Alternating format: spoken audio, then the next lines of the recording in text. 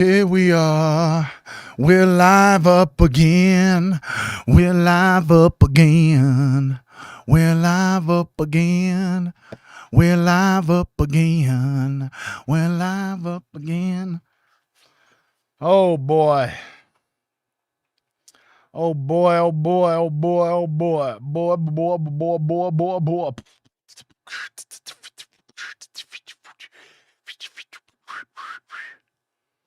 Uh,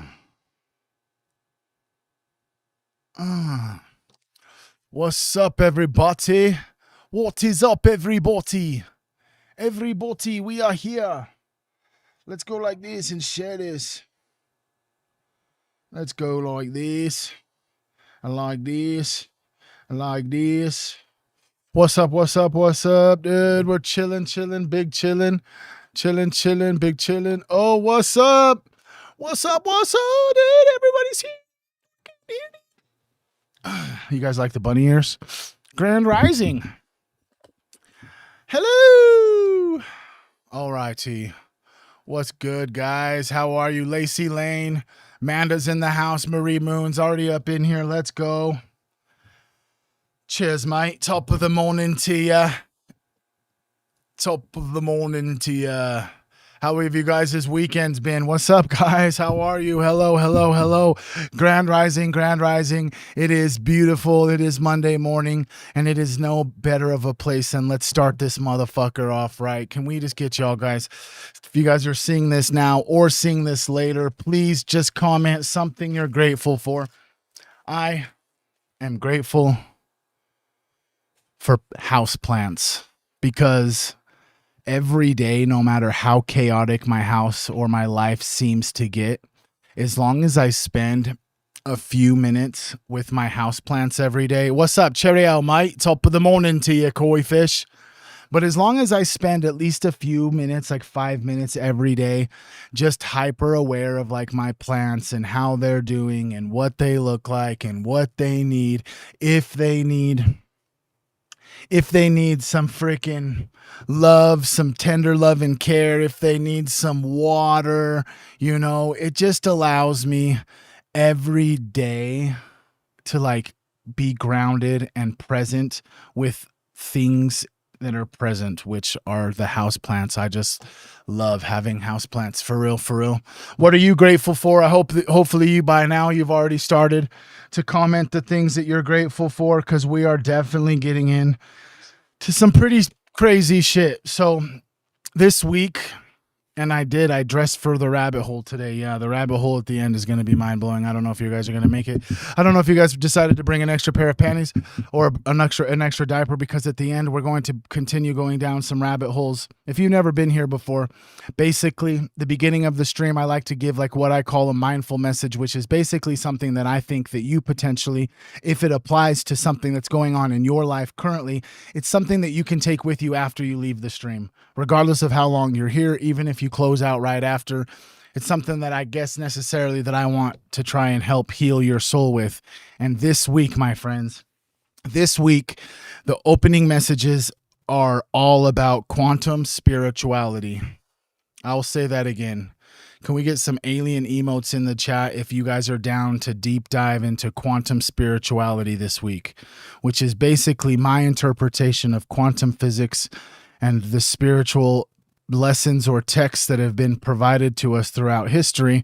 I like to make connections using quantum physics to make the spiritual teachings or the spiritual lessons or whatever it may be more applicable through what we kind of can understand about quantum physics, as well as what we understand about spirituality. So this is basically how today's going to go. We'll get into the mindful message. I have one little clip I want to watch on X, another little clip that explains the double slit experiment with a cool little graphic video. Then we're going to watch like a 20-minute clip and really dissect what Sadhguru is saying in this clip. And those are all that's all the spiritual context we're going to get, because we're going to raise our vibration through this spiritual quantum physics stuff. And then we're going straight down into a rabbit hole. There's no stopping it. It's happening. I hope you're here for it. But yeah, how are y'all doing today? Queen Trip's in the house. What's up, Queen Trip? What's up, Kyle Finnegan? I see you. What's up, Crystal K? What's up? What's up? What's up? What's up? What's up? What's up, dude? What's up, motherfucker, dude? What's up, motherfucker? Koi Fish is in the house. Let's go. We've got Marie Moon, Melissa Clark, Anna Ray, Panda, Lacey Lane's up in the house, up over here on Kick. If you're somewhere, wherever you're at, say I'm here. Yeah, the rabbit holes are no longer optional. They are mandatory at the end of every stream. We like to dive deep down into some rabbit holes. And hopefully it just kind of makes us question reality so that we continue to question reality and just continue to question everything. You know what I'm saying? Did you guys see my UFO video where the cow got abducted yesterday? That shit's kind of crazy. Brent Pay, what's up, dude? Adam Warren, what's good? Thank you all for being here. Thank you all for being here. Love you guys. For real. For real. Full rizzle. Okay, before we go, just let me do this. If you're on Facebook, bro, and if you're down for the stream and you're going to be here for most of the morning, because I will be streaming for a few hours, I'm going to drop... Yeah, we're going down rabbit holes. That's why I got the rabbit hole ears on today, bud. So I just dropped the YouTube link in the Twitch. Okay. Let me grab this link right here for everybody who's on in Facebook. If you guys want to have a better viewing experience, I would click the link that I just dropped. I'm going to pin it to the top of the chat, actually. All right, it's pinned to the top of the chat for Facebook. If you wanted to use that link that's pinned to the top of the chat on Facebook and come hang out and watch the stream on YouTube, it might be a little bit better for that today. Apple Juice is in the house. What's up, Apple Juice? We've got Apple Juice in here. Karen's up in the house. What's up, Karen? Karen's here. What's up? Queen Trips over on Twitch. We got a whole squad up in here today. 10 full, buddy boo. If you come over from Facebook and go to YouTube, could you please just comment a green, a yellow, and a red heart over on YouTube so I know that you came over from Facebook. Grand rising, you beautiful humans. If nobody has told you today, or over at least the last few weeks, I just want to tell you I love you. I'm proud of you. Each and every one of us are experiencing our own unique experience while trying to be a human. And I know that a lot of the times for most people, it's literally just like a dance. It's up and down and it's all around. And that's really what makes this thing called life so beautiful, is that it is ups and downs and ebbs and flows. And you really just got to learn to ride the flow and take and move with the wave. The more you push against the wave, the more friction you will see and more contention within yourself. What's up, Rebecca, Cassandra, Brent Pay? What's up, everybody on YouTube? I see you guys jumped over to YouTube from Facebook. Make sure you hit the subscribe button on YouTube on your way in. I see all the red and green, yellow hearts. I appreciate all of you guys. Let's get right up into today's mindful message. We've got some shit to get over today and we've got no time to waste. So let's go. Cheers. But what if the most important thing that you remember today is you are not just a person through circumstances? You are consciousness, like an energy, an intention shaping your reality from the inside out. And if that hits, you can just comment the words, I'm more than matter. So you can mark the moment that you stopped reducing yourself just to a body that's on a schedule or has a to-do list. Because whether you know it or not, every single moment today, you are doing something profoundly spiritual and profoundly quantum. You are observing your life and you are interpreting what you see. And by doing that, you are collapsing possibilities into your experience. Quantum physics says at the deepest levels, reality doesn't show up as like one solid thing, only until it's observed. And until then, it exists as a spread of possibilities, a wave of potential outcomes. Spiritual teachers have been saying the same thing in different language for thousands of years. According to your faith, let it be done to you. As a man think in his heart, so he is he. The kingdom of God is within you. Different words, but they all realistically share the same core truth. What you are on the inside is how you see on the inside, or what you are on the inside and how you see on the inside shapes what you live on the outside. It's profound, simple, but also quite complex. You are not just matter experiencing spiritual stuff sometimes. You are a spiritual conscious being expressing through matter all of the time. So today we're going to start with the basics. We're not going back to basic, but we're going to start with some basic concepts. We are going to unpack 3 core building blocks based off of this quantum spirituality, and each day this week during my live streams, we're going to build upon these. Number 1, who you really are. Like, what is your identity? Number 2, how your awareness already interacts with the field of possibilities. And number 3 is how your intention and attention can change the kind of day that you're going to have today. So we're going to keep it real and practical so you can't leave without saying that you can actually use something that I said. Number 1 is your identity, okay? You are not just your story. On the surface, you look like a body with a name, a history with memories, a personality with habits, but quantum spirituality says that the visible layer underneath that, you are awareness itself, the invisible witness of your thoughts, emotions, and your experiences.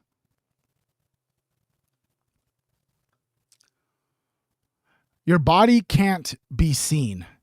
Your physiological self can be described, but the only one who knows what they are thinking and feeling is you. And that's not a thing you can point on, something you can point like on a scan. That's your consciousness. Yeshua's teaching of the kingdom of God is within you wasn't about a physical place in your chest. It was pointing to an inter-reality, a dimension of you that is already plugged into something infinite, intelligent, and creative. Now, quantum spirituality language says you are more than matter. You are energy, intention, and awareness. You have the ability to shift your frequency and interact with the larger field of reality. But why does that matter for today? Because if you think that you are only your story, you will live as a reaction. If you remember that you are awareness, you will live as a creator. And creators, they notice thoughts without becoming them. They choose beliefs instead of inheriting them. They respond to life instead of only reacting. That's the first spiritual takeaway. You are not your first thought. You are the one who can see your thoughts and decide which thought gets to stay. Now, number 2, we're talking about awareness, like your observation shapes your experience. Quantum physics tells us that the observation changes the outcome. The famous double slit experiment, which we're going to get into later, shows when you look in a certain way, the behavior of particles actually start to change. Possibility collapses into a particular pattern. Now, spiritual avatars have said the same thing about consciousness. Yeshua, if your eye is single, your whole body will be full of light. That's a third eye reference. Other avatars, you become what you contemplate. Where your attention goes, energy will flow. So when you walk into today, you are not just a fixed reality. You are actually stepping into a field of possibilities, countless ways that conversations can go, different ways that you could interpret the challenges you face, different emotional realities that you could live in, and different potentials of your relationships, creativity, and your work. They all exist in that potential until your awareness meets them.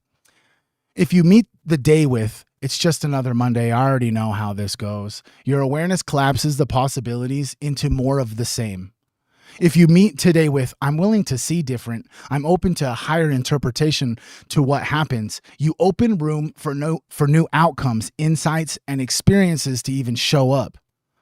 That's not magical thinking, bro. That's how consciousness and perception actually work. Because your brain and nervous system filter out what doesn't match your expectation. Highlight what confirms your beliefs. Interpret neutral events through the lens that you already hold. And quantum spirituality just starts connecting all the dots. Your awareness, your expectation, and your inner state are how you observe the field. Those observations shape which potentials you actually experience, internally and externally. Now, here's the second spiritual takeaway for today. If you change the way that you observe your day, you change the way that the day exists for you. You might not change every single external event, but you will absolutely change what you notice, what you amplify, what you turn into like your own story, how much creative power you feel like you have. Now, number 3, if identity is who you are and awareness is how you see, then that only means that the intention is what you aim yourself at. Quantum spirituality describes intention and focus as a tuning mechanism, the way you dial your energy towards certain frequencies, fear, scarcity, self-doubt. They tune you towards constriction, but gratitude and faith and openness, they tune you to expansion. Avatars have always taught this. Yeshua talked about the belief and faith as keys that move mountains. Other avatars teaching that aligning your mind with your heart, with truth, compassion, and higher awareness literally changes your reality starting from the inside. The quantum language for all of this is that you are entangled with a larger field. Your emotional and mental state literally is a frequency. That frequency interacts with the field, attracting certain experiences, repelling others, and shifting how reality feels straight from your seat. So for today, here's what that means in simple, applicable terms. Can we get some aliens in the chat? The thoughts you repeatedly choose are quantum instructions you keep sending into the field. The feelings that you indulge are the emotional charge for those instructions. The attention that you give is the power supply that keeps those patterns active. And now here's the third spiritual takeaway. Intention is you saying to the universe, this is how I'm going to show up. And the universe is then going to respond. Then this is the kind of day you're going to notice. So let's translate all of that into something that you can actually walk away with within the next 10 minutes. Right now, ask yourself, who am I remembering myself to be today? Just a stressed human in a hurry? Or a conscious spiritual being who has the ability to choose how they think and respond? How am I planning to observe my day?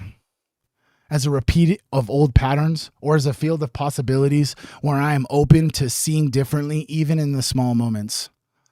What am I intending to tune into today? More anxiety, more distraction, more self-sabotage? Or am I going to tune into more clarity, more presence, more alignment with who I actually am?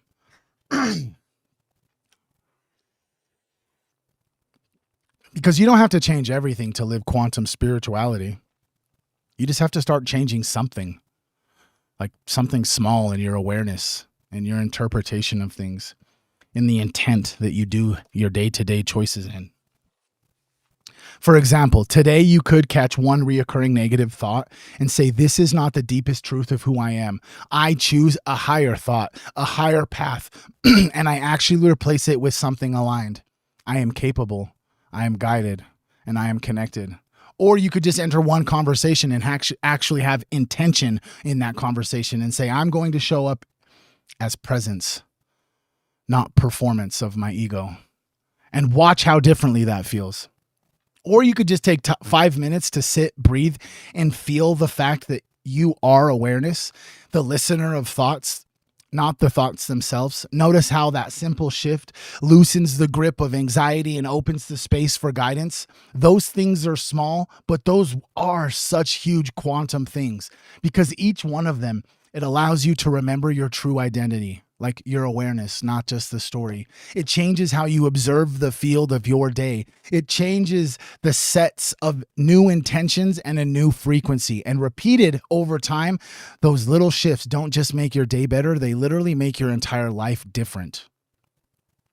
Now, here's some spiritual meat that you can carry with you even if you close out right when I'm done. If you remember nothing else from today's stream, please just remember this. You are not just matter. You are consciousness expressing through matter. And your awareness is not passive. The way you look at your life changes the way your life feels and how it unfolds in front of you. And your intention is not just a wish. It is literally the tuning dial that shifts your inner frequency and the kinds of experience that you get to empower. That means that you are never completely stuck. There are always new ways to see and a new way to choose, and it's always been available from within. You are never, ever truly powerless.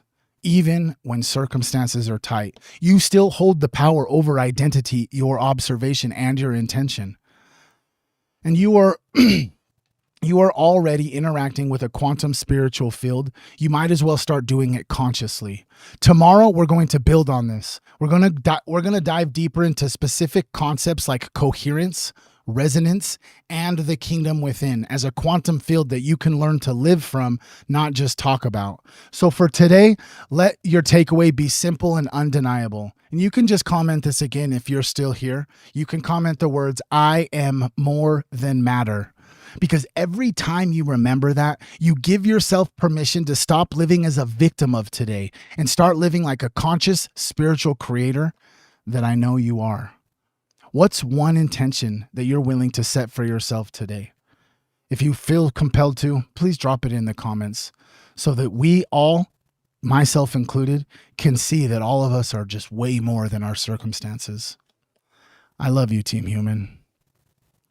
Ooh. Damn, homie. In high school, what was the man, homie? Shee.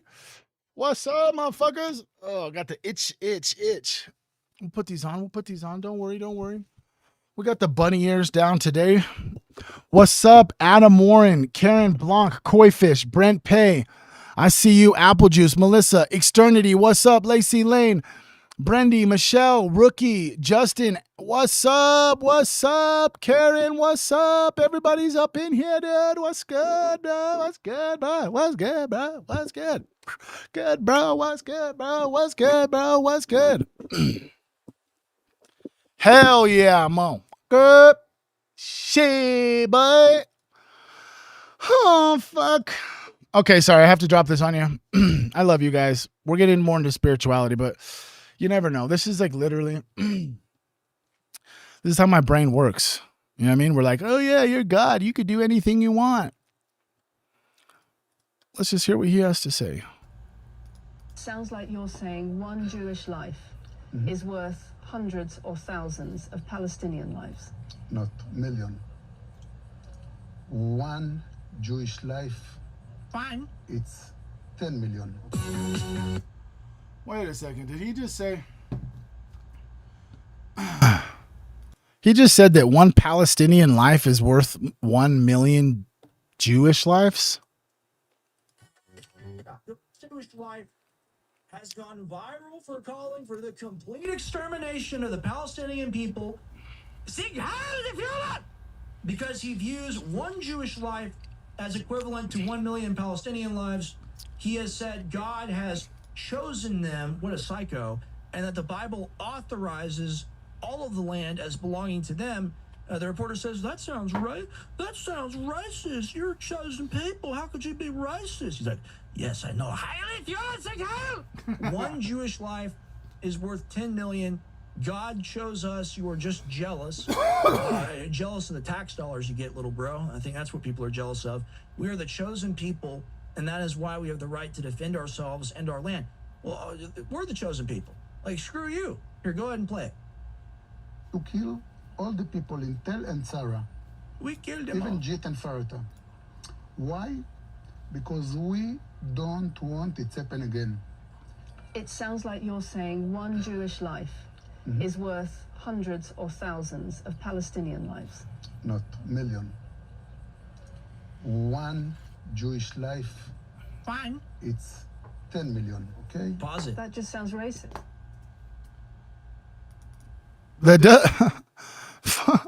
That does just sound so racist, you know? Like, can we not just see? Like, if you notice behind it, like the guy that's running the Alex Jones live, he keeps saying Sieg Heil and like Hail Hitler. Because I'm just going to say it. This is my personal opinion. The Jewish people in Israel and the Israeli government really are starting to look like Nazis, bro. You know? We've never seen anything like this in our whole entire experience on planet Earth, bro. At least mine this time. they seem to be more Nazi-like than they are like God's chosen people, because I would assume that God's chosen people weren't just going to just murder thousands upon hundreds of thousands of citizens, you know? Anyways, just wanted to put that out there. They think you're goyim. They fucking don't like you. They think of you like cattle. You're just a dollar. You're just a digit. Wait a second. I think I can actually even do this, dude. I think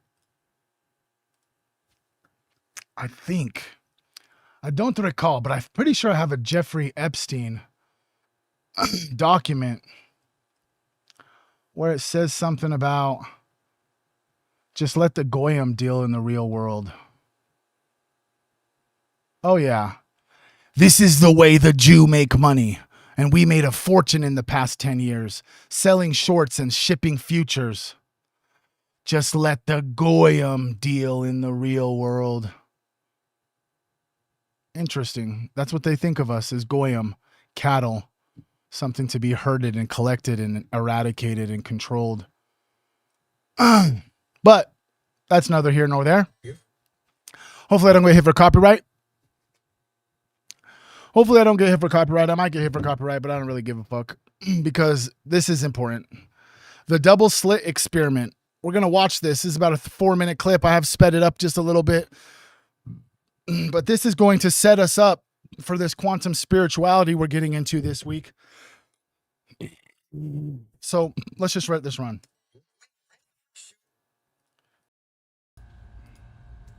If we randomly shoot a small object, say a marble, at the screen, we see a pattern on the back wall where they went through the slit and hit.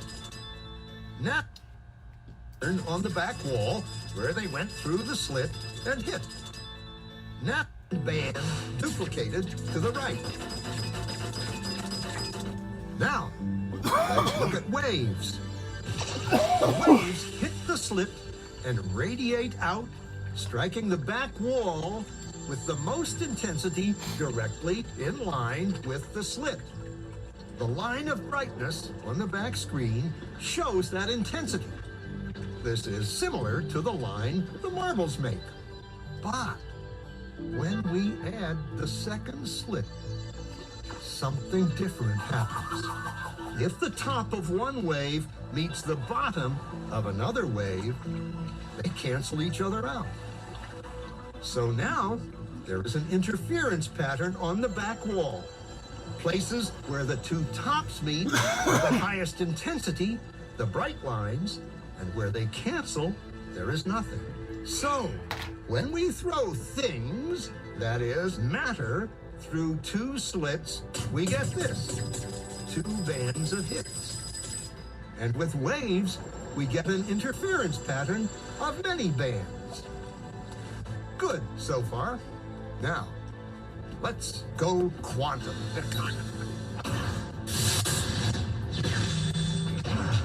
An electron is a tiny, tiny bit of matter, like a tiny marble.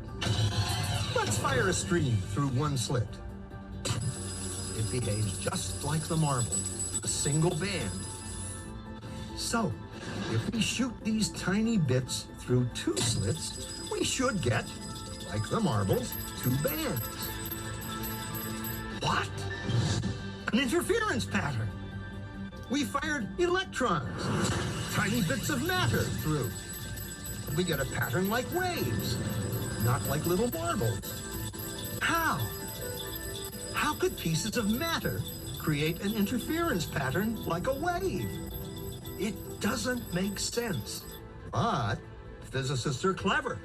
They thought, maybe those little balls are bouncing off each other and creating that pattern. So they decide to shoot electrons through one at a time. There is no way they could interfere with each other. But after an hour of this, the same interference pattern is seen to emerge. The conclusion is inescapable. The single electron leaves as a particle, becomes a wave of potentials, goes through both slits, and interferes with itself to hit the wall like a particle. But mathematically, it's even stranger. It goes through both slits and it goes through neither. And it goes through just one and it goes through just the other.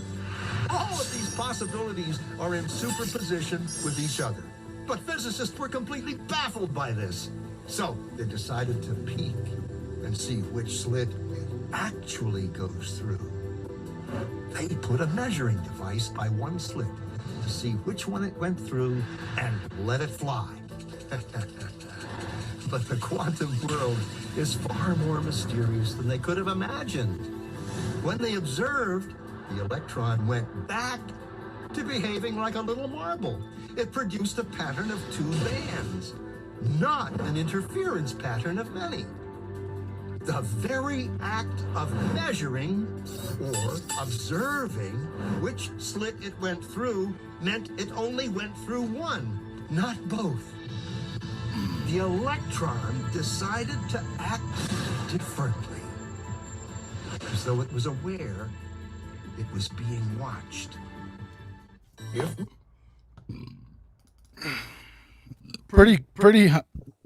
Pretty simple, but pretty compelling shit all at the same time, right? Now, did that just go over everyone's head? Did everybody get bored? Like, why the fuck are you playing this video? And which ones of you are like, holy shit, that does make lots of sense. Holy cow, my observation literally changes whether the particles decide whether they stay particles or they become waves. Because that's really what that is explaining in very simple terms with some graphics behind it.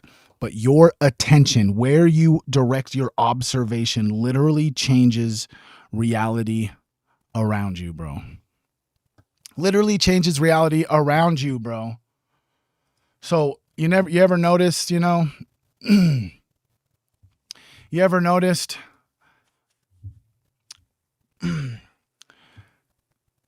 that if you always focus on the negative things about certain situations, for some reason, the universe just gives you more things so you can observe the negative in them. But if we do this thing called like a gratitude checkpoint, where you take a few moments out of your such chaotic and busy day. What's up, Lady Sage? Thank you, Vox, for the gifted sub. Thank you, bro. Vox. There's a few others. Vox, Lawrence, Melissa, Monica. I haven't done it yet on these platforms, but they will be moderators in all chats.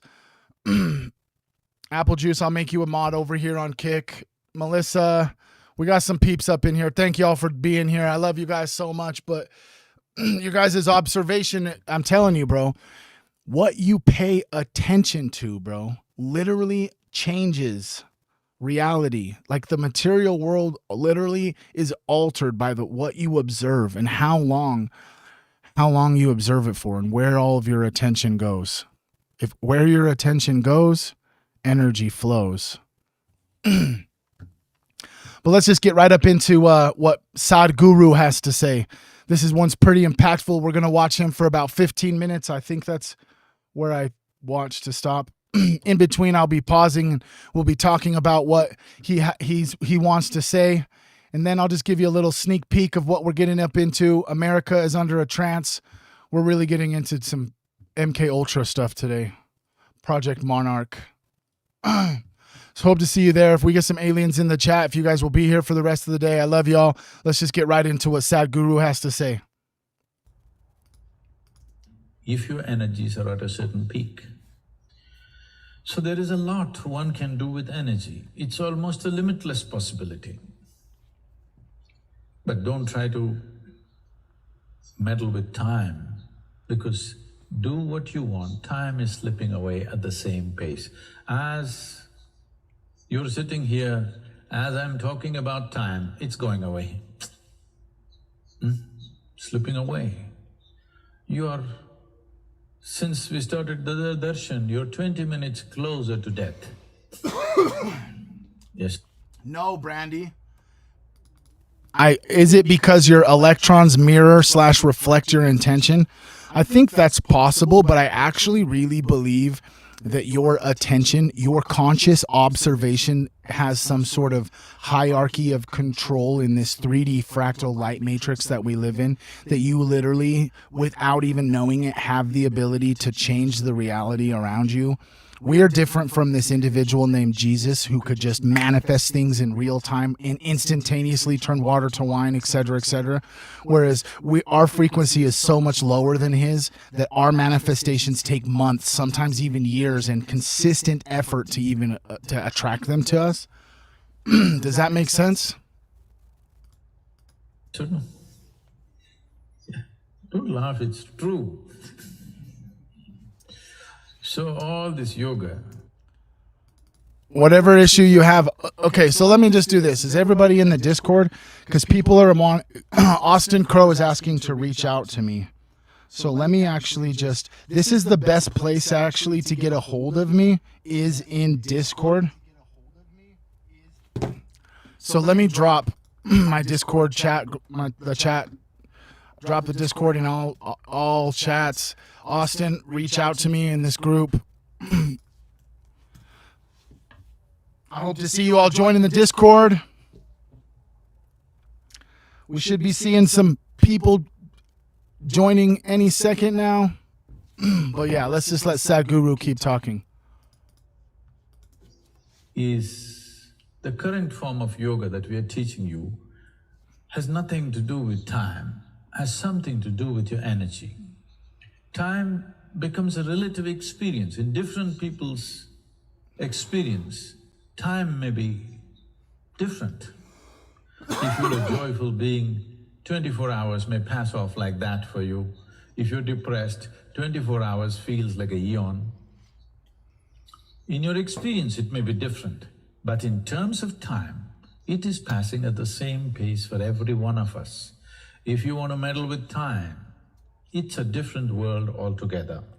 Right now, all the sadhana is designed so that you can manage your energy at the highest possible level. People hit peaks. The problem is not sustainable. The idea of every day sadhana is so that energy you can manage at a certain peak always. When you become very joyful or when you become very angry, you're at a peak energy, you know. But you can't sustain it. You don't have the energy to sustain it. It's not that you're not joyful enough. It is Thank you so much, Lacey Lane. Let me actually just do this before not we that go you're any not- further. I mean, if y'all want to help support Tripoverdrip, this is the best way to do it. Let me just drop it in the chat for everybody. Thank you for the reminder. We've got a whole bunch of stuff here. Tripoverdrip.shop. We got coffee cups. I actually got this one right here. Boom. Tripoverdrip. This mug right here. Bam, son.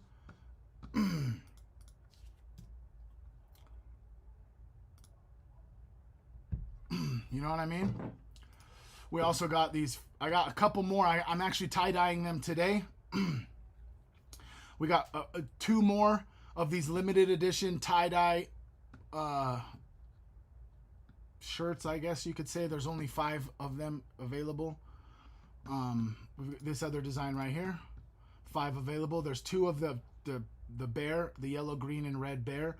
There's 3 of these purple Tripoverdrip ones left. Once the 5 have been purchased, they will be removed from the site. Those 2 shirts also will be hand signed by me and my wife. We got some Divine Feminine, Divine Masculine gear, you know what I mean? We got the crop top with the little matching shorts for the girls. We got the black tank top with the matching shorts for the boys. We've got some tote bags made out of 100% recycled canvas jeans. So yeah, if you want to help support Tripoverdrip, that's the best way to do it. Purchase some merch. Tripoverdrip.shop. I love you guys. Let's get back up in here. not loving enough. It's not that you're not angry enough.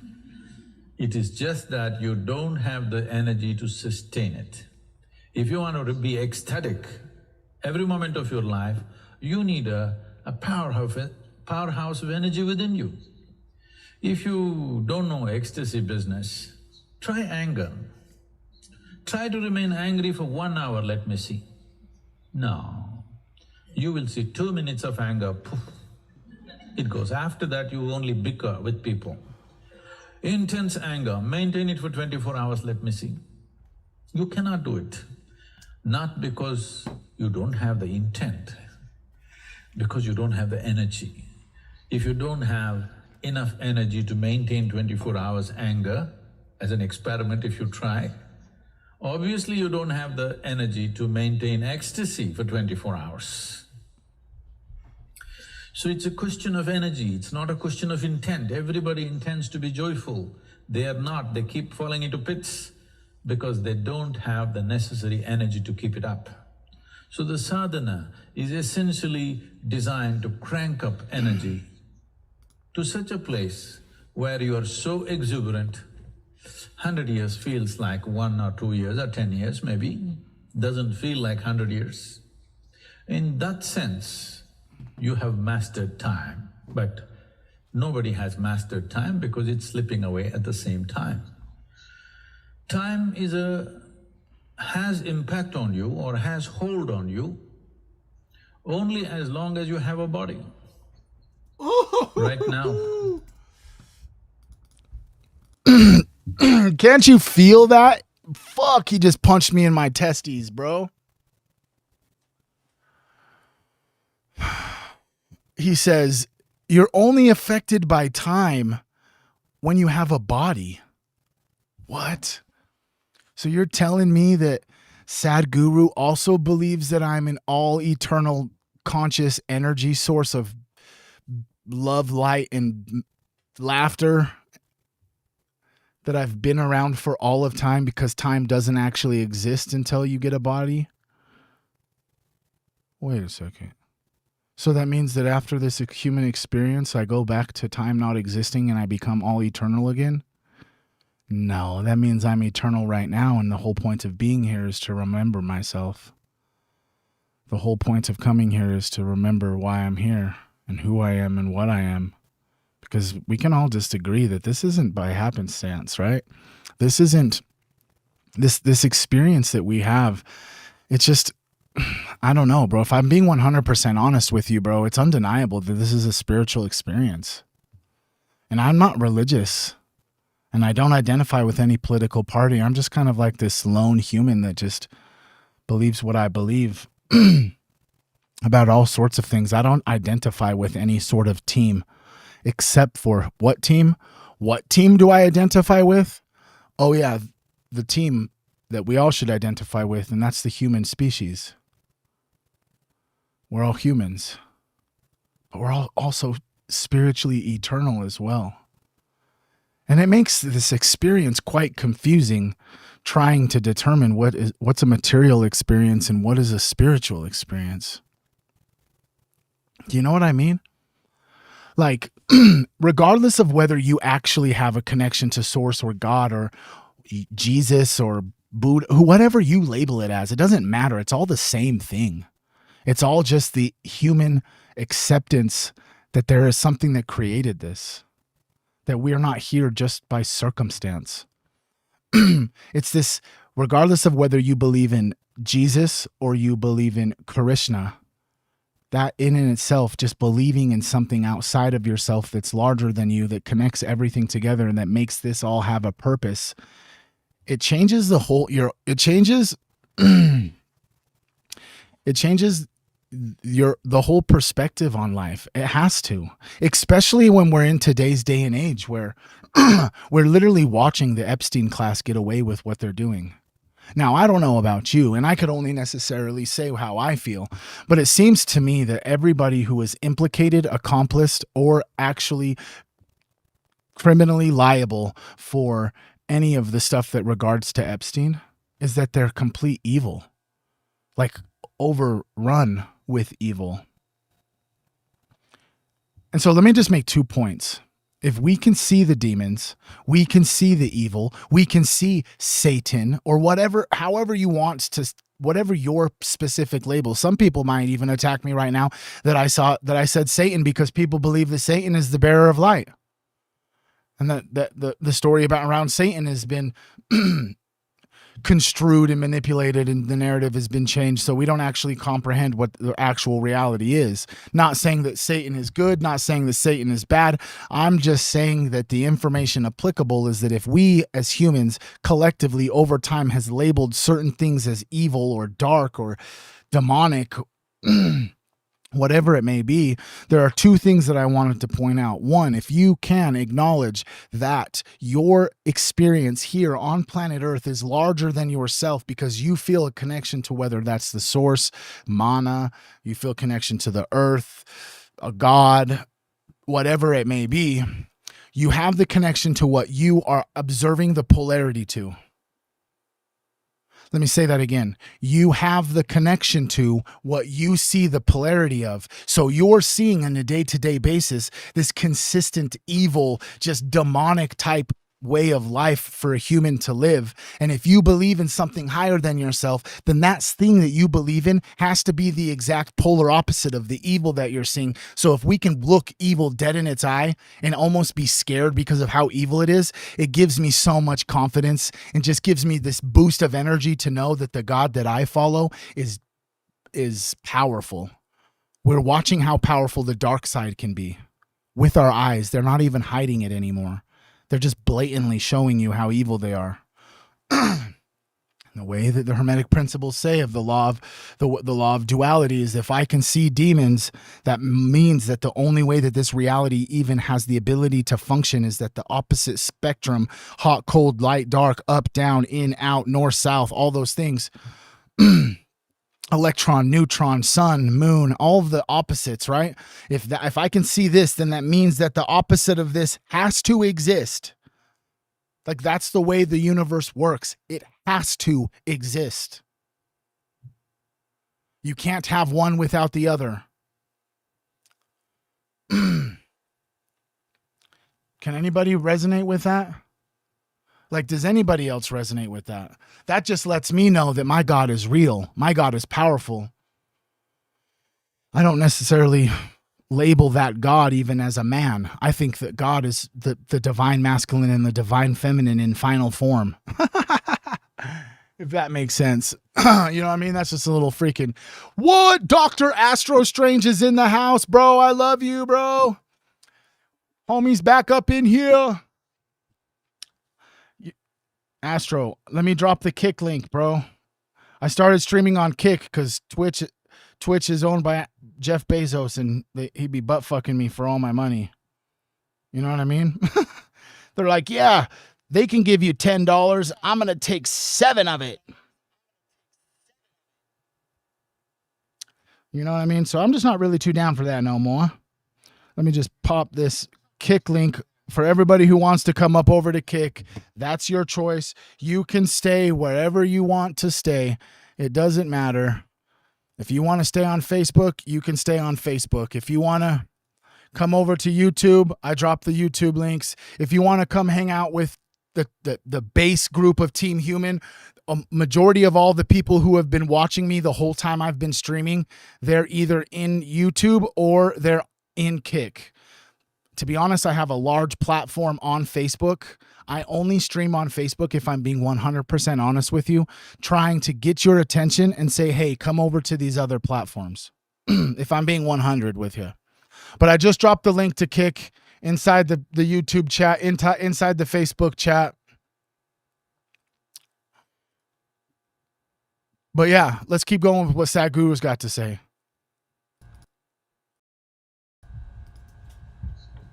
Because you sat with your legs folded. Your ankles and knees are keeping time. How much more, Darshan?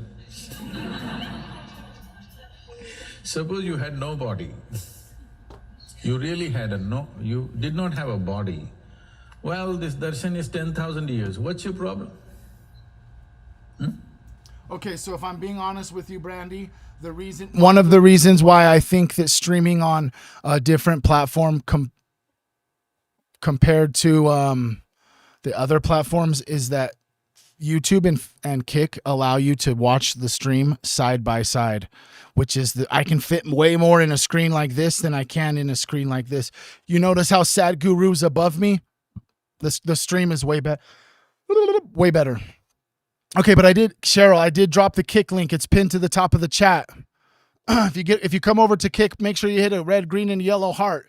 That's always the symbol if you change platforms from a platform we meet each other at. But let's keep going. If you just didn't have legs, yoga would be so simple, you know.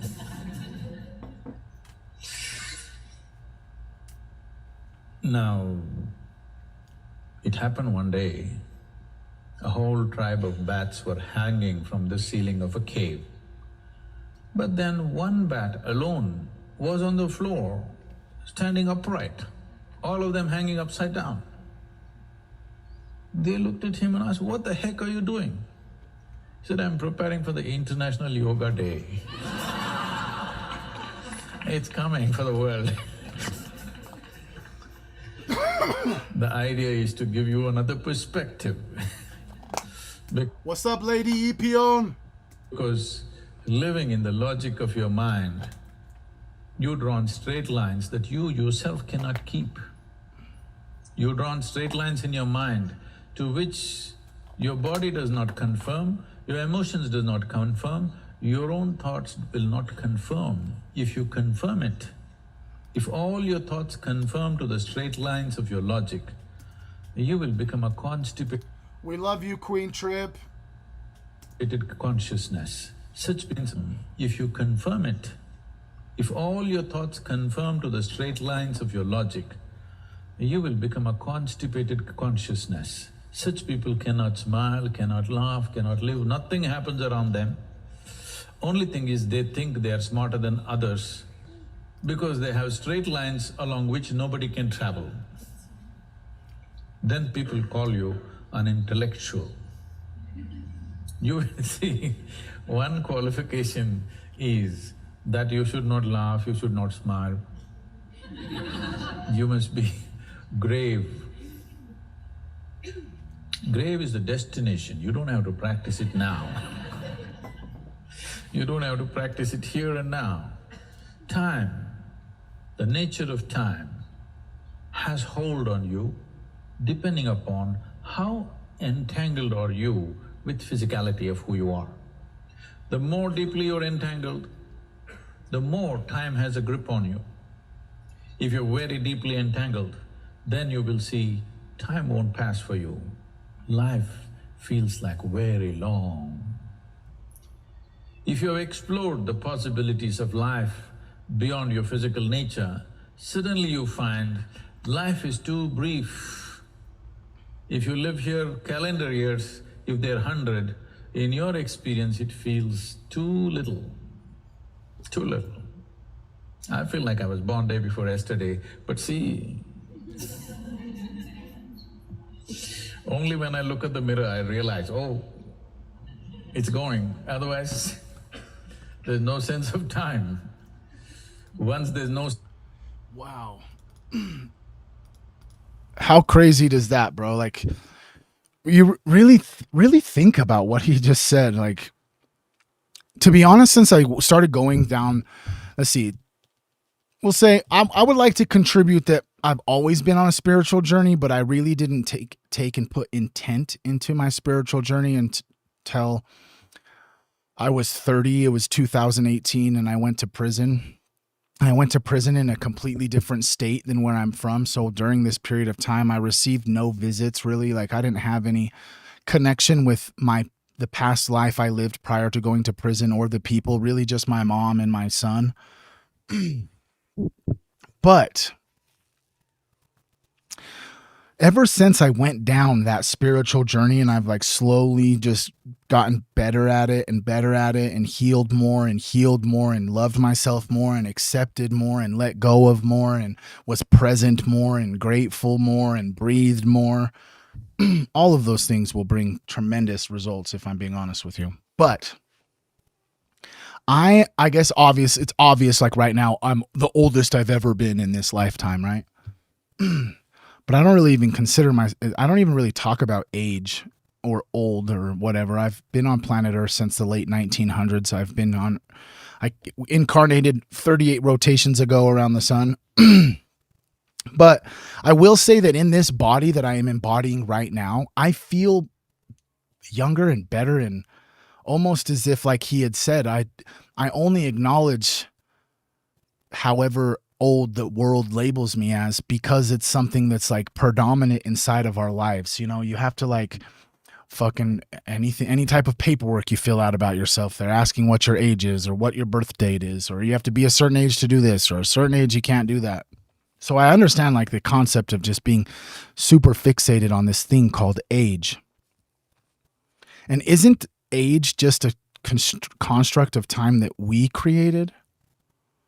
Like at a certain point in time, us humans collectively decided that this is the period of time that passes where we can make applicable anniversaries every single time that period elapses, and we call that a birthday. But the more and more you actually acknowledge your birthday, subconsciously your mind at all times knows what the average life expectancy is for a human. What, 60, 70, 80, give or take? So every single time, for example, I say, oh, I'm 38 years old, 38 years old, 38 years old, 38 years old. Regardless of whether I'm actually intending to do this, it's inevitable that my body, my cells, my nervous system, my organs are acknowledging as that number goes up. And I keep repeating that number. It's 38, then it's 39, then it's 40, then it's 41, then it's 42. Regardless of whether you're consciously paying attention to it, your body knows that you're closer to the time frame that you said that you could be here. Your body knows that it's getting closer to the time where you acknowledge where most people pass away. So naturally, whether you pay attention to it or not, your body is going to start breaking down. Your body is going to start getting old. So if we just get rid of this thing called age and just acknowledge that we're humans and we're all on a different path, because age is really just, it's kind of dumb, really, if you think about it. Like,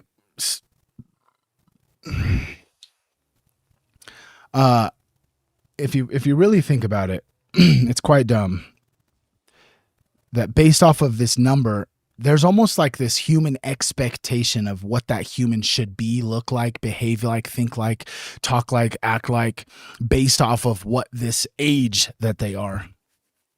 You would expect a 40-year-old person to act and behave completely different than you would a 20-year-old person, just like you would a 10-year-old person. And as time goes on, as the more and more we fly through space on this spinning rock, it's quite obvious to me that this number actually doesn't mean anything. It doesn't mean intelligence.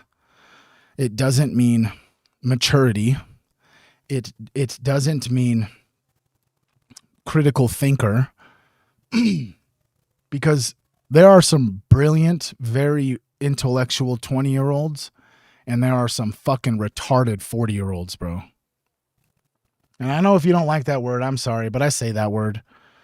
Sometimes, you just got to say, I come from a time, bro. I come from a period of time, like the late 1900s, bro. I was in fucking high school in 2005, bro, when you used to fucking could say gay and retarded and people wouldn't cry over it. Like, instead of saying that's dumb, you could be like, oh, that's gay, bro. No, I don't want to do that shit, bro. That movie, I don't want to go watch that movie, bro. That movie's gay, bro. And now all of a sudden it's like, ooh, boo, boo, boo, boo, boo, boo. But we can see it. Just because you have an age doesn't mean anything. So why is it that you have to be a certain age to do certain things? Why is it that until you're 21, you can't drink alcohol? Do you think fucking most of these 21-year-old kids out here really have any comprehension on what alcohol will actually do to them? Physically and psychologically? How many fucking 18-year-old kids, just because they're 18, go in there and get a busted ass fucking tattoo and hate it for their whole life?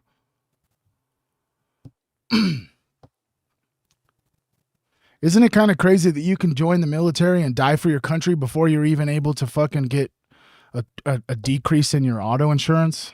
Because you don't get like you have like a higher insurance rate than everybody else when you're like till you're 26 or something. But you can also at 18 go and die for America. And you can't even drink alcohol until you're 21. It seems kind of ass backwards. Like we've really put way too much into this. Does that make sense? Yeah, you're able to get married at 18, but you can't drink alcohol. You don't think marriage is a fucking big decision?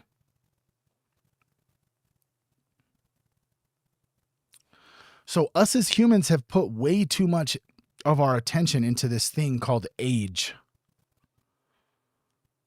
And once you actually stop just acknowledging your age, oh boy, do I feel eternal.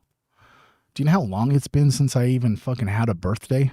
Because I don't celebrate birthdays. It's just a fucking old ass pagan candle magic spell to make you age. Yeah, you light the candle. You chant the same words over and over and over again. You seal it with a secret intention. You blow the candle out to complete the ritual. And every single year, you're just sitting around your family while you're all just basically casting a spells to make yourself older. Maybe I'm a crackpot. I don't know. What do you believe? Can we get poop emojis in the chat if you believe the same thing about birthdays?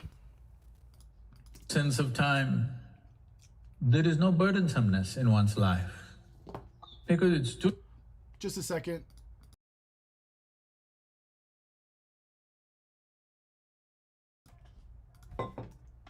short. Before you know what's happening, it's gone. So how deeply are you tangled up with your body, with your physicality, with the material around you? That is what determines the experience of time, the cyclical nature of… Cheryl Graham's on YouTube. What's up, Cheryl? Oh, shit. You guys can't even see it. Oh, you got it? Hey, my son wants to show you his shirt real quick. His name's Cletus. Show him the back first. Move your hair. What's up with that, bro? Get that. Come right here. Come get that Tripoverdrip merch, homie. Team Human. Can you just tell him what the shirt says? Team Human. Wait, 99%. No, come over here. Come over here. It says I can't see on the back. It says release all the names. Stop protecting pedophiles. Say it. Release all the names. Stop protecting pedophile. Hell yeah.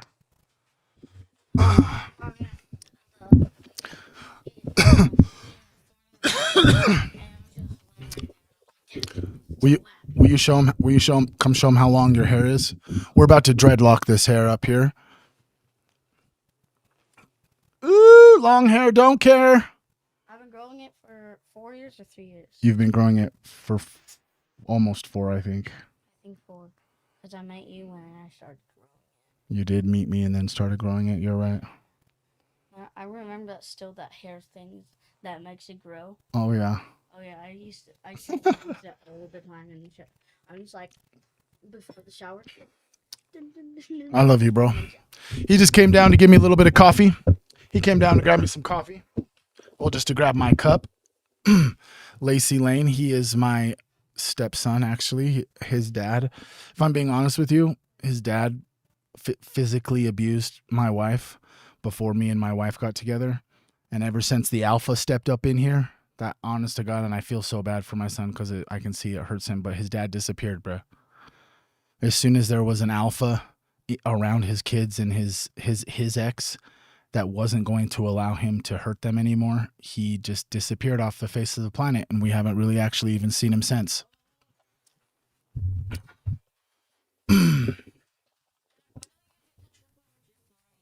I'm going to. I just don't have that cup. I love you. Thank you. I have to order one. I don't have time to have a conversation with you right now. Bye-bye. But yeah, his dad just disappeared, said, see ya. And I think, to be honest, if I can get a little bit vulnerable with you guys, I grew up without a dad too. I actually didn't meet my dad until I was 8 years old. And the only reason I met him is because my mom was going to prison for the first time. And so I was going to go live with him instead of foster care. And then he physically, sexually abused me. And so you don't really have, like, this whole parenting thing doesn't really come with an instruction manual. But the ways that most people learn how to be parents is by watching their parents parent them. And then some of that energy transfers into when they become parents, they like kind of replicate how they were parented. You know what I'm saying? But I didn't really have either one of those. My mom was strung out on narcotics. I in and out of foster care my whole life. Went to the state hospital, a whole bunch of stuff, you know? And so didn't really have like any even guide to do it off of. All I knew is that I was never going to be like my dad, which basically just means that I would never hurt my children and I'm always going to be present. Because that's really the only two things that I took away from what happened with me and my father, is that he wasn't present. And when he was present, he hurt me. And the rest of it, I'm just trying to figure it out all on my own. And I do lose my patience all the time. And I'm like a dictator kind of, and I'm just super strict. And I just can't raise pussies. I'm not going to raise beta males. I'm sorry. And the more and more I am up in here like that on the internet and just seeing collectively what kind of men are entering the world, I'm not going to raise my kids like that at all. And I could just really, if I'm being honest with you, imagine how much more safe all of us as adults would have been and made smarter choices if we knew that pedophiles run the world. Like our own governments are just like implicated in like this huge pedophile ring. And that at any time you could just be kidnapped and trafficked across the planet. You know what I'm saying?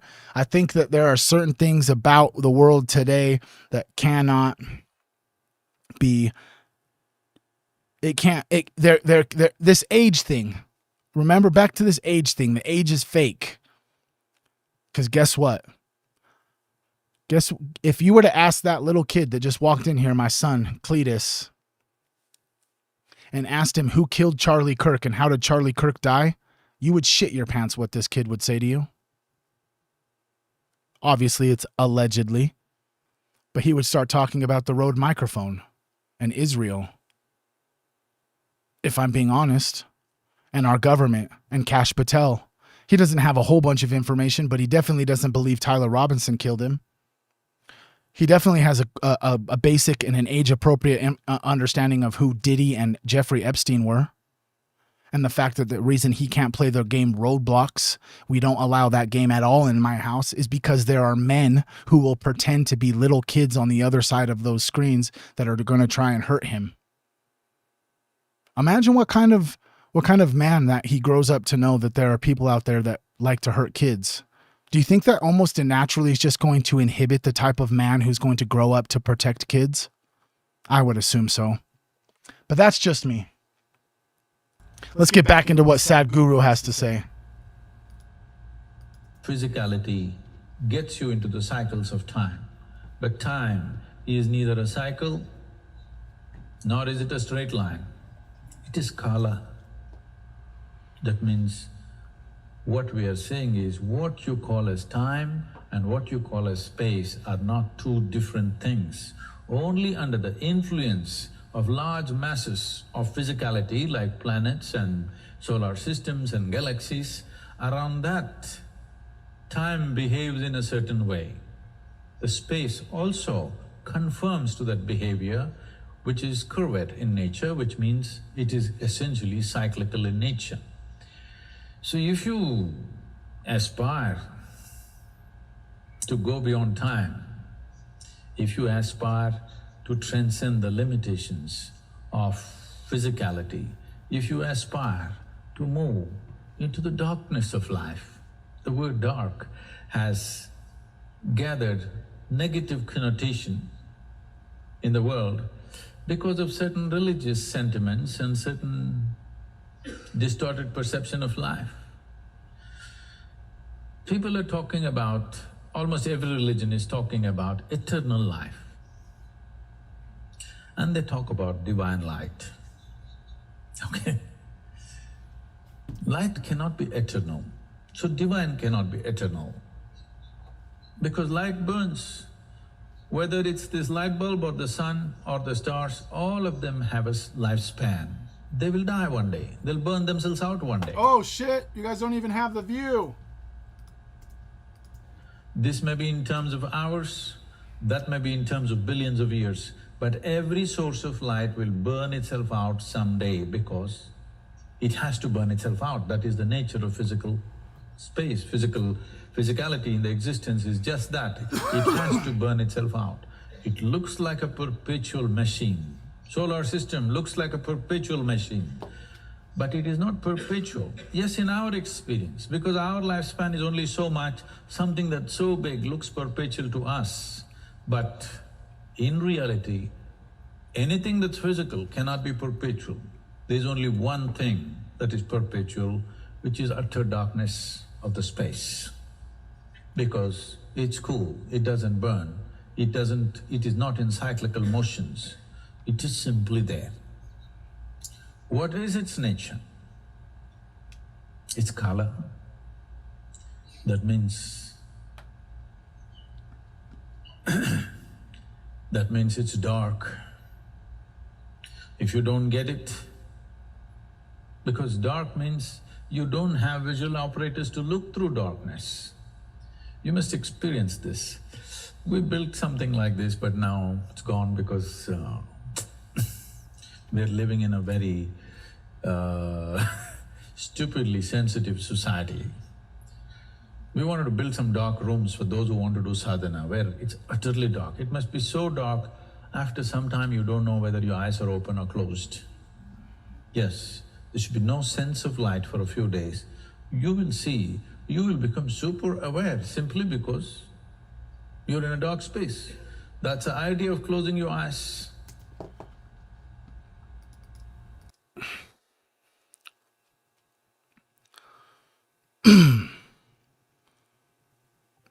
Okay, so I heard that if I go and I subject myself to being in complete darkness for multiple days, that by the end of those multiple days, people are saying that I would experience intense DMT-like visuals in total darkness. That sounds like a pretty intense experience to consider. Some people report vivid visuals when they spend extended time in darkness, but everyone's experience can vary, and there are factors like sensory deprivation and mental health to consider. I'd encourage you to research carefully. I just wanted to point out that lots of people have talked about having breakthrough DMT experiences when they go into like these chambers that remove the darkness, just like Sadhguru is talking about. But it's not working for most people. See, your eyelids are like a lens cap of a camera. If you put on the lens cap, camera should not shoot. But if there is a camera which shoots through the lens cap, the damn camera is a problem, isn't it? Right now, this is what is happening. If you close your eyes, the world should disappear. No. If you close your eyes, the whole the world is playing from inside out. Now, this is a nuisance, because once you put the lens cap, it must be gone. Just look at the freedom of this. If you close your eyes, the world is gone. How fantastic it is. You want to engage with the world, you can open your eyes. You want to shut it off, close your eyes. That's the idea. But now if you close your eyes, there are more images going on than if you open your eyes.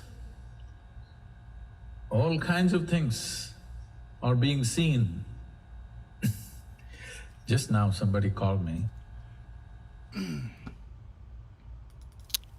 Isn't that actually kind of crazy to even really think about how powerful your mind is? Is that you can literally close your eyelids and still see things? You know, like still see things. Pictures, images, memories. How is that possible if your eyes are closed? Interesting.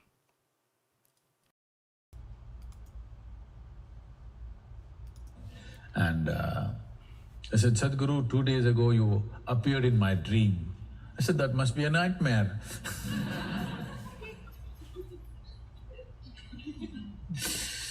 He said, Sadhguru, you were saying something. I said, please, I don't say anything in anybody's dream. Because I myself have no dream. If I close my eyes, I'm dead. I myself have no dreams, nor am I entering anybody's dreams. What did you try to say, Sadhguru? She's ignoring what I say right now. What I am saying right now, no, no, no. What did you say in my dream? If you can ignore what I say now, why can't you ignore what I say in your bloody dream? Because dream takes away your sense of time and space. That is the beauty of the dream, that people are attached to their dreams because that's their only moment of freedom, unfortunately. Because people's understanding of time is such. It happened once, Shankaran Pillai got himself 2 pups and decided to take them for a walk. A friend came by and asked, oh, you acquired 2 new dogs. What have you named them? Shankaran Pillai said, this is Rolex, this is Timex. What kind of names are these? For a dog, Rolex, Timex? Why?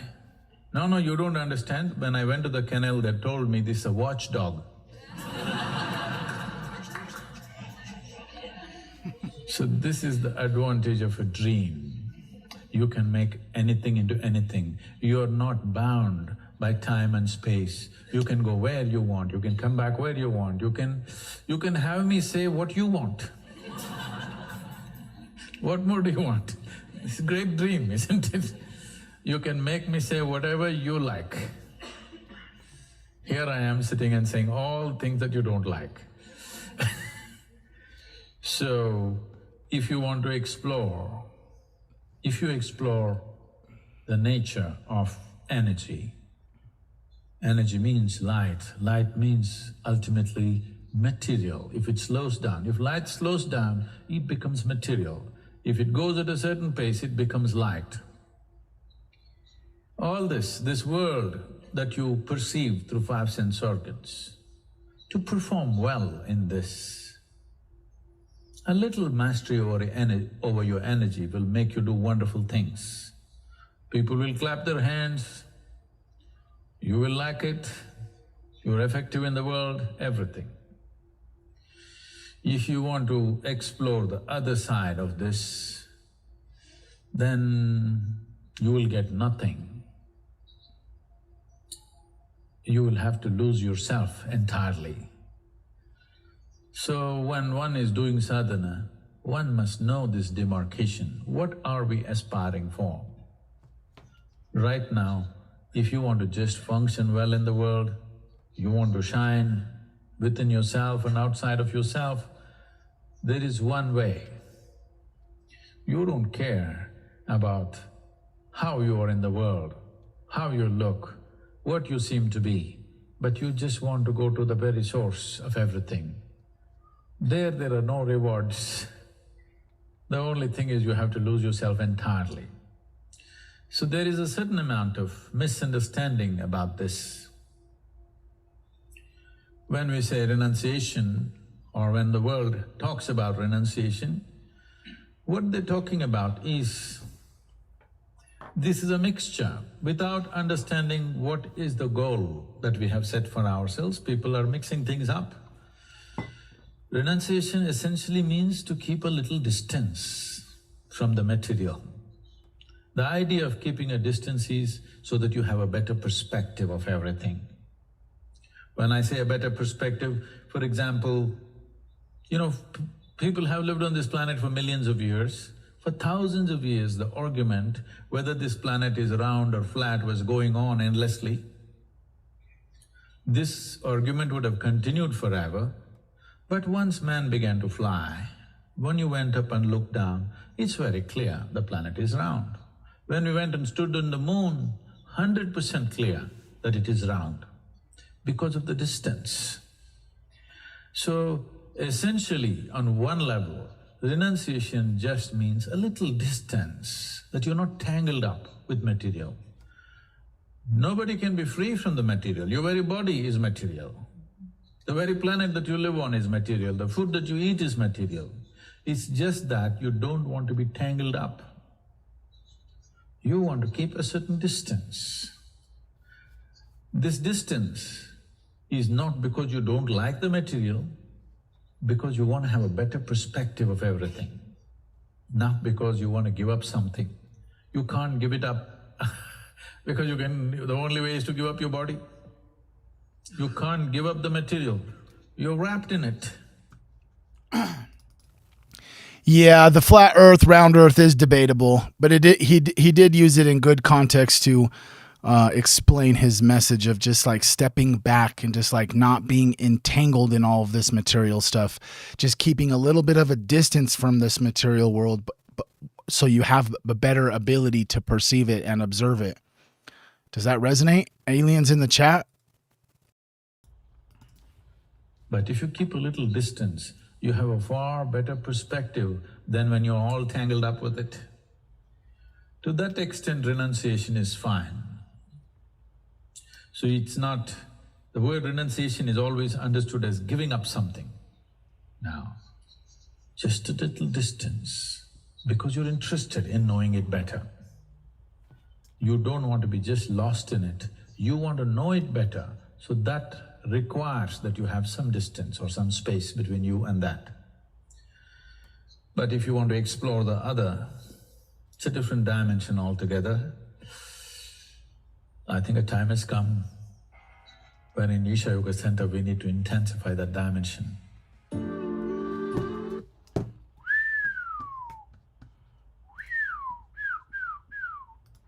All right, guys.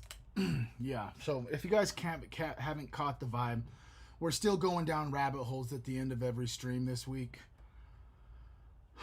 But we're not going to dive into like the craziest and just like… this week's going to be a little bit different. This week's going to be a little bit more human. This week's going to be a little bit more spiritual. More connection between us. More conversation between us, because I feel as if we can go down all the rabbit holes and talk about and bicker and argue and get pissed off at Ben Gvir and Benjamin Netanyahu, and we can just get angry about this and upset about this, and they are poisoning our food about that. It takes a toll on the human mind. And I just think that this week we're just going to really get back our spirits more baseline. We're going to I want to reconnect myself. You guys are just going to be here for it if you choose to click the video later, or you're live on stream every day that we do it. But okay, oh yeah, I have to say, so I did say in the chat that we were going to be giving away Apple Juice's signed t-shirt he bought. That will be tomorrow evening, because I just remembered that Queen Trip, she wants to join. I want her to join, but she has an appointment this evening that I forgot about until this morning when she was talking about it. So tomorrow evening, 7 p.m. Mountain Standard Time. Right now, it is 10:24 a.m. Mountain Standard Time. If you guys are hearing me, can you just put what time it is where you are? We can all then just kind of gather and figure it all out that way. But tomorrow, 7 p.m. Mountain Standard Time, Queen Trip will be joining the chat, will be joining the stream, and we will be giving away some merch. Alrighty? Does that sound good for y'all before we get up into this? Tammy, you're in London? Okay. East Coast for Austin, I'm guessing. Okay. We got someone in London. What's up, dude? Kick, where you at? I'm just waiting for an acknowledgement from Apple Juice, because it is Apple Juice's shirt that he purchased to give away. I want to make sure he knows when the giveaway is. Yeah, it is 10:25 a.m. Mountain Standard Time. So it will be 7 p.m. Mountain Standard Time tomorrow. Delio? Delio? Delio von Belioski. Oh, I want to show you this real quick. Just a few quick little things I want to show you. Did you guys hear about the 100% AI school?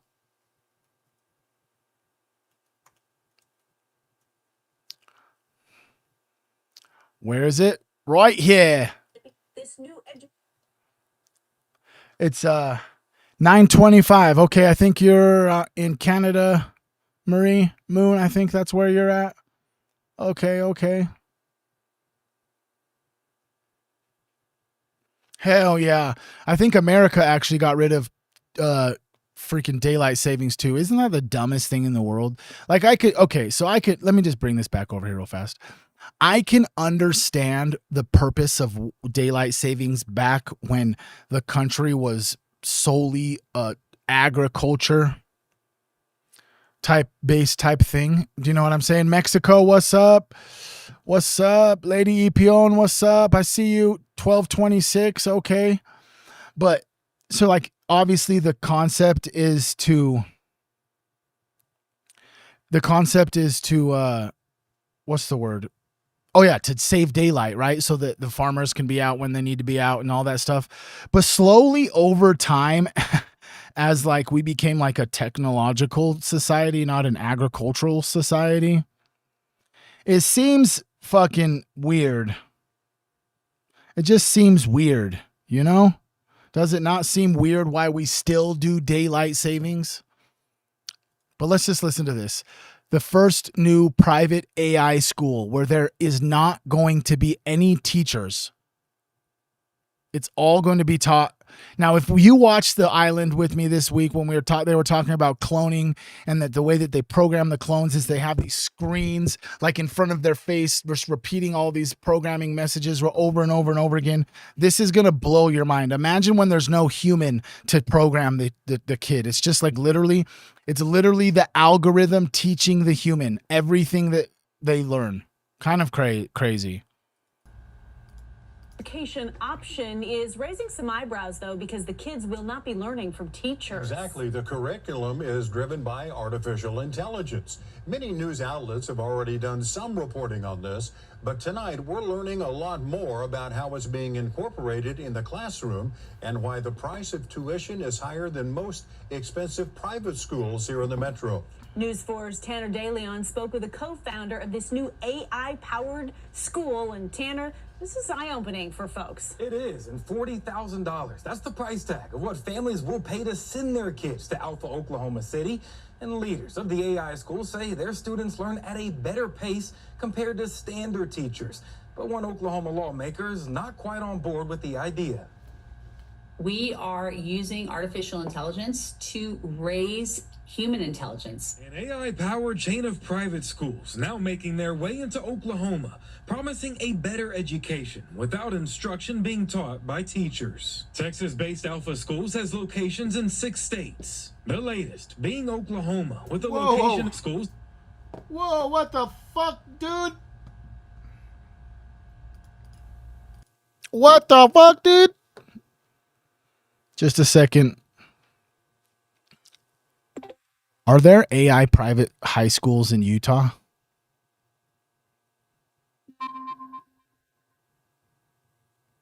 I searched for AI-focused private high schools in Utah. From what I found, there aren't any private high schools dedicated specifically to artificial intelligence in Utah right now. There are some charter schools, like the American Academy of Innovation in South Jordan, that emphasize project-based learning. Interesting. I thought for sure that that's signifying that there's one of these in Utah somewhere. I'm gonna find it. Has locations in 6 states. The latest being Oklahoma, with a location in Tulsa and the other in Edmond, opening up in August. Though Mackenzie Price, co-founder of Alpha School, says there it is.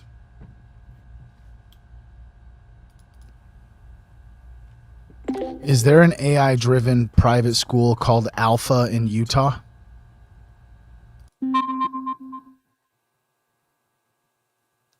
It looks like Alpha School is an AI-driven private K-12 school network in the United States that uses a 2-hour learning model with AI-based instruction instead of traditional teachers. As of 2026, sources list campuses in several states, including Texas, California, Florida, New York, and Virginia, but I didn't find any mention of a campus in Utah. Thank you. Edmond location is called Alpha Oklahoma City, and a typical school day starts like this. Our kids are spending only 2 hours in the morning working on academics. Our students are working on individualized lessons that are personalized to meet them at the exact level and pace that's right for them. So they basically spend 25 minutes in each of the core subjects: math, reading, language, science. In all, students get 2 hours of class. Okay. I will say this. Okay. I will say this. That's really, if we're being honest, that's really all that's necessary, right? Like those few subjects she was saying, like those are really all the ones that are necessary outside of high school. When was the last time as a grown ass human you fucking had to do a pre-algebra problem? You know what I mean?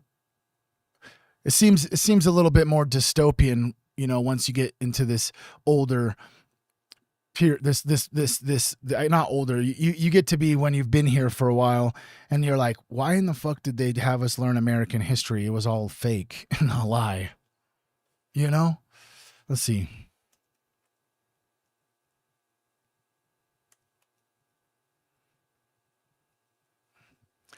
Oh, wah, oh, wah, oh, wah, oh, wah, oh, wee, oh, whoa, oh, whoa. I'm looking for a clip real. Oh, yeah. Oh, yeah. I showed this clip yesterday, but I'm going to show it again today. This shit is absolutely insane, bro. You don't believe me? Let's just check it out. It's going to be speaking Spanish for a second. Lamentablemente, el gobierno se quiere apropiar de todas estas tierras para hacer un basural. Y la verdad es que es una lástima porque es lo único que queda de vegetación en esta zona. ¿Viste eso? Sí. ¿Viste eso acá atrás?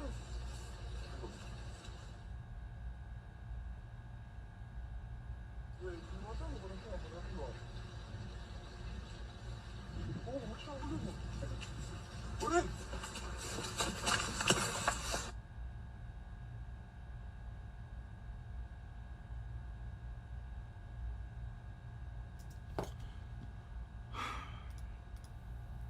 You tell me, did we just watch a fucking cow get abducted, bro?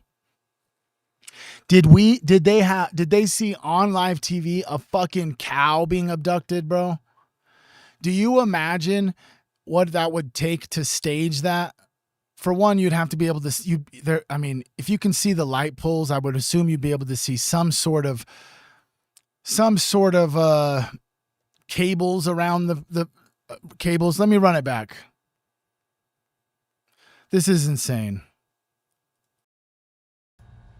De campo, lamentablemente el gobierno se quiere apropiar de todas estas tierras para hacer un basural y la verdad es que es una lástima porque es lo único que queda de vegetación en esta zona. ¿Viste eso? Sí. ¿Viste eso acá atrás?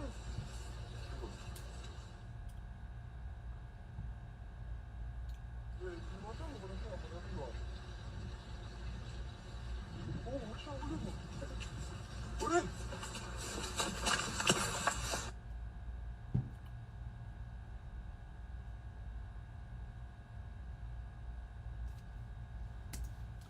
Weird. What the fuck was that, dude?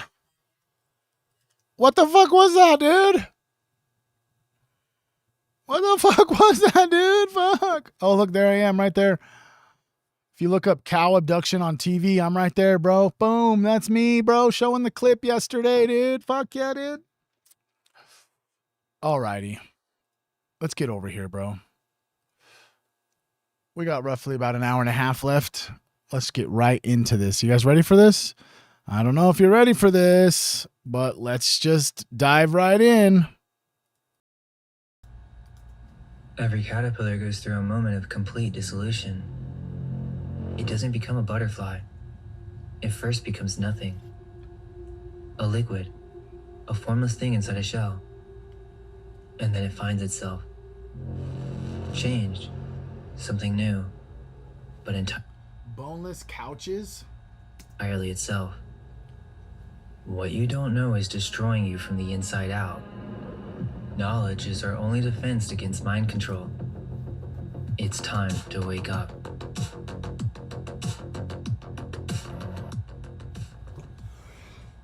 What if I told you MK Ultra never ended? The secret CIA project that ran on American soil from 1953 to 1973. We're all told that it ended in 1973. The Church Committee supposedly exposed everything in 1975. But here's the thing. What if that was a cover-up? A cover-up for a much larger and much darker operation. The kind that the American people could never be allowed to know about. From the surviving pages we know, the government was doing personality erasure experiments at McGill University. A Canadian government settlement proves that it happened. A 1953 letter to Sidney Gottlieb proposing experiments on what it called presumably unwilling subjects, including, and I'm quoting, implanting false memories. The CIA called that proposal extremely fruitful, and CIA officers attending satanic rituals and combining a hallucinogen called BZ with voodoo ceremonies to produce weeks of amnesia. That was documented in a 1977 Department of Defense report.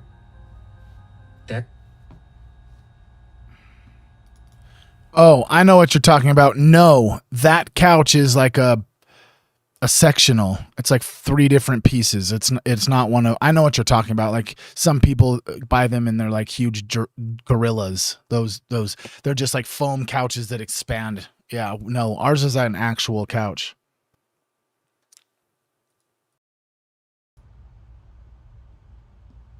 That's confirmed history. You can read all of it. But if you've watched parts 1 through 4, you know why I'm bringing this up. There are parallels to MK Ultra that are showing up in what Epstein was actively researching and funding. That's the natural next step in this investigation. But this isn't a traditional MK Ultra video. That's already been done 100 times. I'm not trying to repeat it. But let's just remember the context here. So, if in 1962, you walked up to an American on the street and said, "Hey, did you know the CIA is secretly experimenting on citizens? Yeah, they're dosing people with LSD without their knowledge, and they're running personality erasure programs in university hospitals."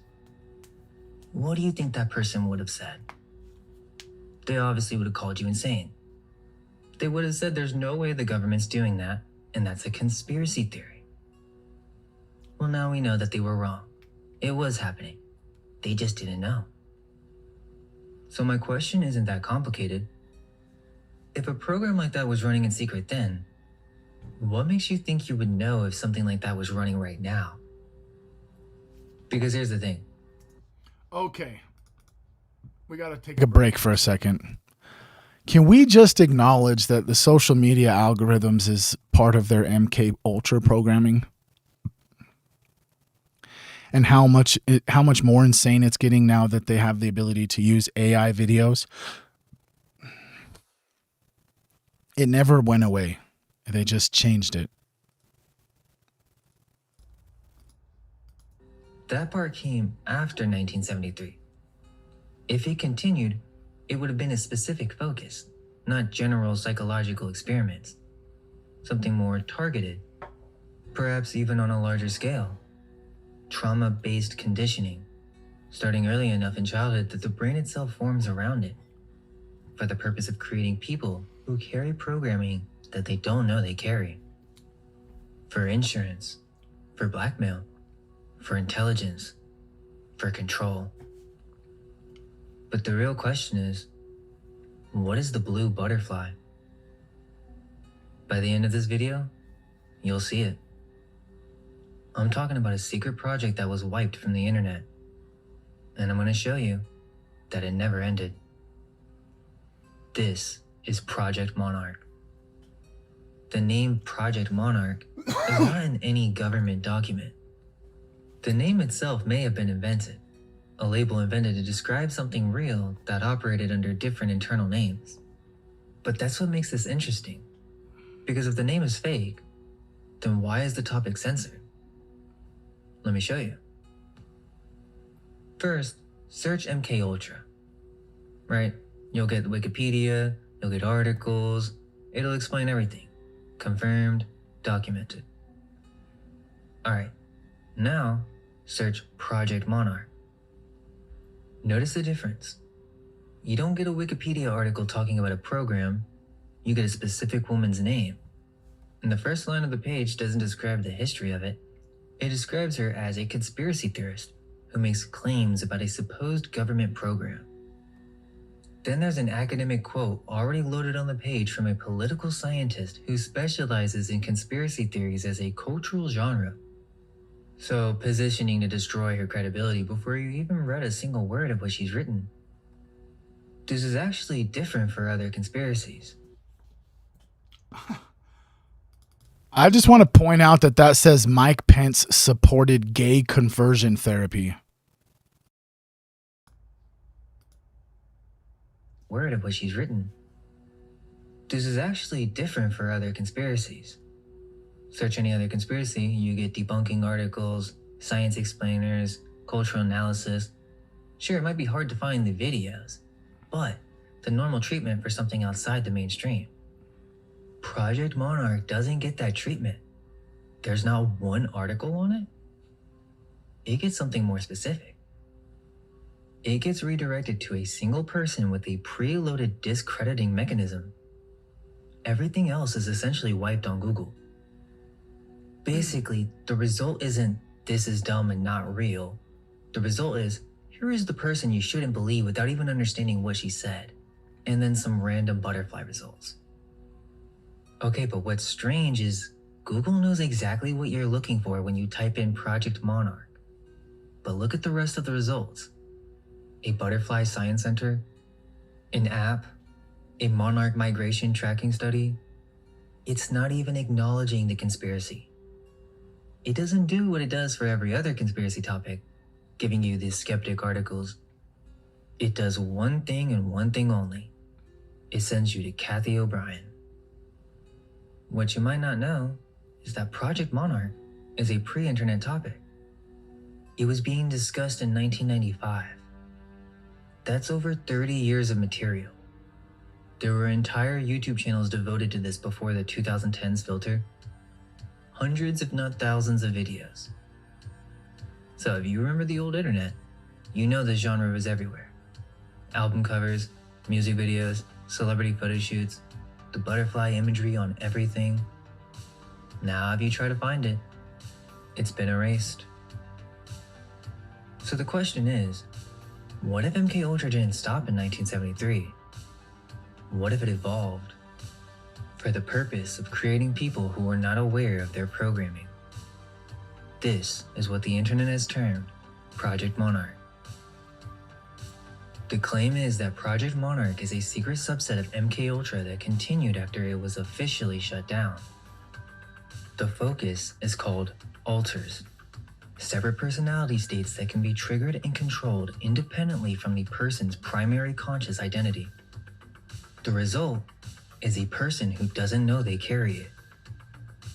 The symbol the internet associates with all of this is the butterfly, specifically the monarch butterfly.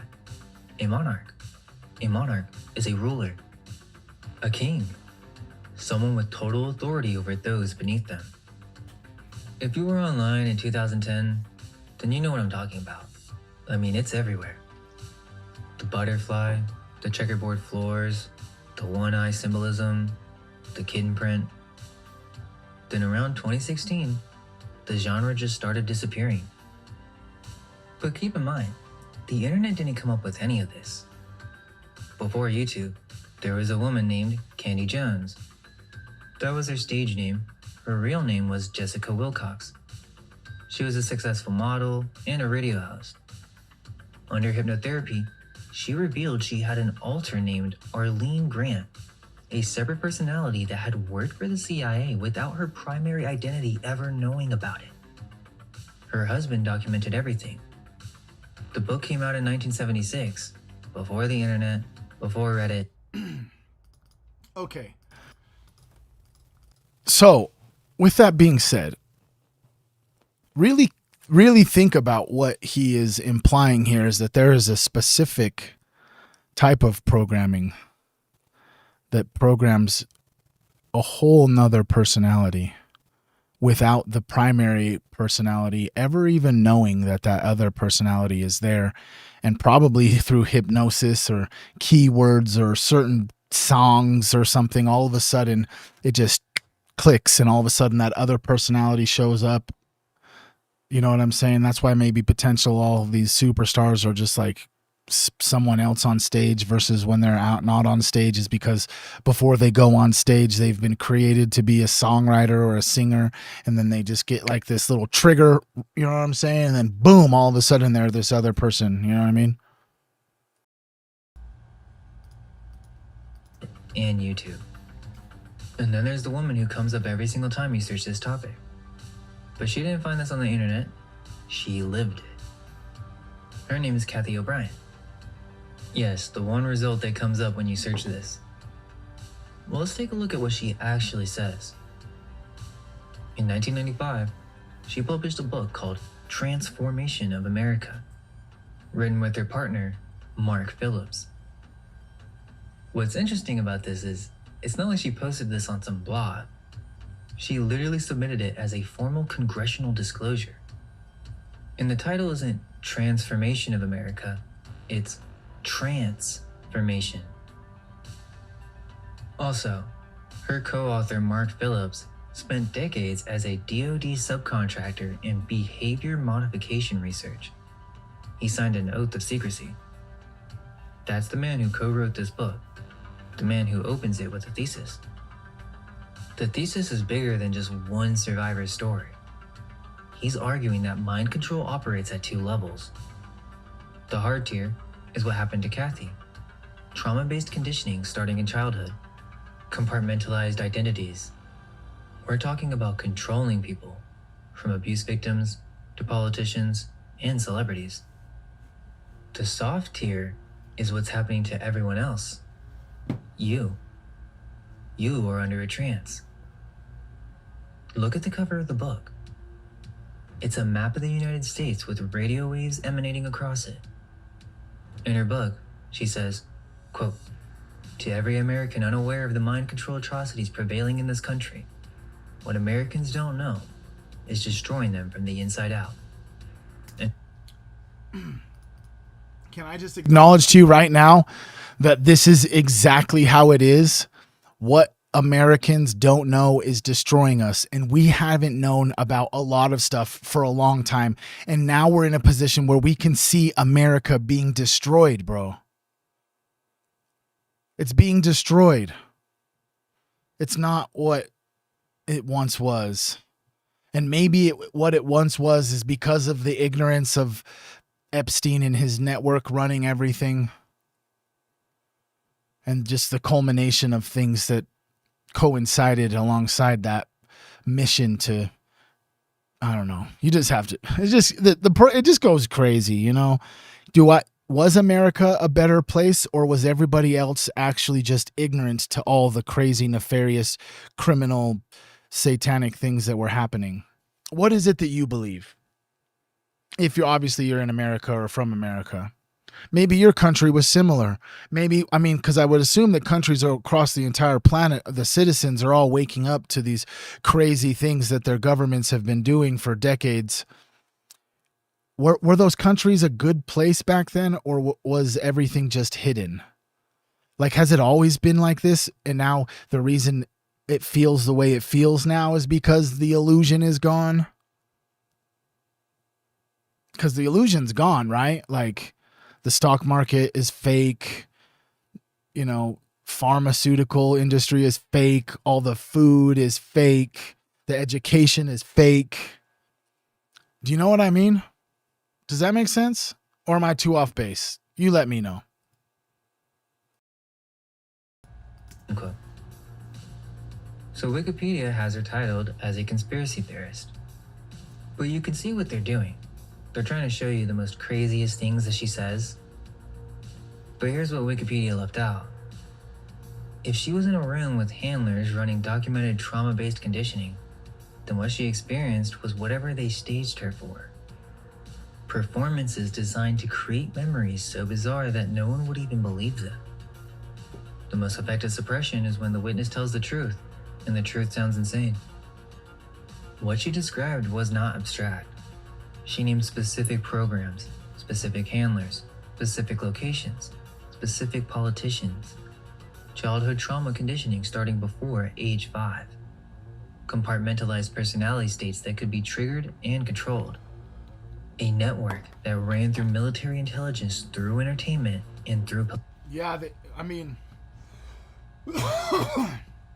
we can even touch on that if we're talking about this programming, and we're going to get into the programming aspect of all of this, the mind control of all of this. But if you really think about it, imagine how much more control and the ability to program they will have with a complete AI school where the information is only coming from big tech and from the algorithms, not from a human who has the ability to decipher and have discernment. Does that make sense? It's going to get quite dystopian and the crazy thing is these AI private schools cost $40,000 a year to attend. It's insane. So what's happening? Oh yeah, the richest kids are going to be programmed so that one day they can be the ones that run the show. Political circles. But here's what specifically matters for this video. She described the conditioning architecture, and it has a template. A specific framework that programmers use to structure the alter system in child subjects. Are you ready to go down the rabbit hole? The blueprint is Alice. Lewis Carroll's Alice in Wonderland from 1865. She said this was not a metaphor. This is the literal programming framework used across facilities, across decades, producing people whose primary identity has no access to what was built underneath it. Kathy O'Brien went public in 1995. Whoa. Have you ever heard of that? Have you ever heard of Alice in Wonderland syndrome, also known as Todd's syndrome or dysmetroposia? It is a neurological disorder that distorts perception. People with this syndrome may experience distortions in their visual perception of objects, such as appearing smaller or larger or appearing closer or farther. Distortion also may occur for the other senses. The cause of Alice in Wonderland syndrome is currently not known, but has often been associated with migraines, head trauma, viral encephalitis. I don't know how to say that word. Can't pronounce it. Encephalitis caused by Epstein-Barr virus infection. What? Epstein-Barr virus infection? Has something to do with mono. Can you please explain to me what Epstein-Barr virus infection is? Sure thing. Epstein-Barr virus, also called EBV or human herpes virus 4, is one of the most common human viruses. It spreads mainly through saliva, think kissing, sharing drinks, utensils, or toothbrushes, and can also spread through blood or organ transplants. Most people get infected at some point, often in childhood, and many never have noticeable symptoms. When symptoms do occur, especially in teens or adults, EBV is the most common cause of infectious mononucleosis, mono, known for symptoms like fatigue, fever, sore throat, swollen lymph nodes, and sometimes an enlarged spleen or liver. Most people recover in 2 to 4 weeks, though fatigue can linger longer. Yeah, so it's mono, basically. Pretty much, yes. Epstein-Barr virus is the main cause of infectious mononucleosis, also called mono. Why is Epstein in the name? The Epstein-Barr virus was named after 2 of the scientists who discovered it, Anthony Epstein and Yvonne Barr. They, along with Bert Achong, identified this virus in the 1960s while studying cells related to Burkitt's lymphoma, a type of cancer common in parts of Africa. The virus was officially named Epstein-Barr virus in recognition of their work. Okay, so Anthony Epstein is his name? Exactly. Anthony Epstein was a pathologist who co-discovered the virus along with Yvonne Barr. In New York? I'm not sure where Anthony Epstein was originally from or where he worked, based solely on what we've discussed. If you'd like, I can look up more details about his background or career. Yeah, does he have Jewish descent? I'm not certain about Anthony Epstein's personal background, including his descent. That information isn't widely documented in the sources I've seen. If you're interested, I could try to search This more dude broadly. literally created and discovered a virus. How do we not have information about who this person was? He's like a renowned scientist that tremendously helped the human species by discovering a infectious virus. So how do we not have information about him? I get where you're coming from. It can feel surprising that there's limited public info on someone who made such a big discovery. Anthony Epstein was indeed a renowned pathologist and electron microscopist, but many scientists aren't in the spotlight like celebrities. I don't know. You tell me. It fucking seems weird. Seems weird. Why is Epstein here again? As to what was built underneath it. Kathy O'Brien went public in 1995. She and Mark Phillips submitted it directly to Congress as former disclosure. And Wikipedia calls her a conspiracy theorist? Doesn't even mention that. Okay, but this is the part that matters for the timeline.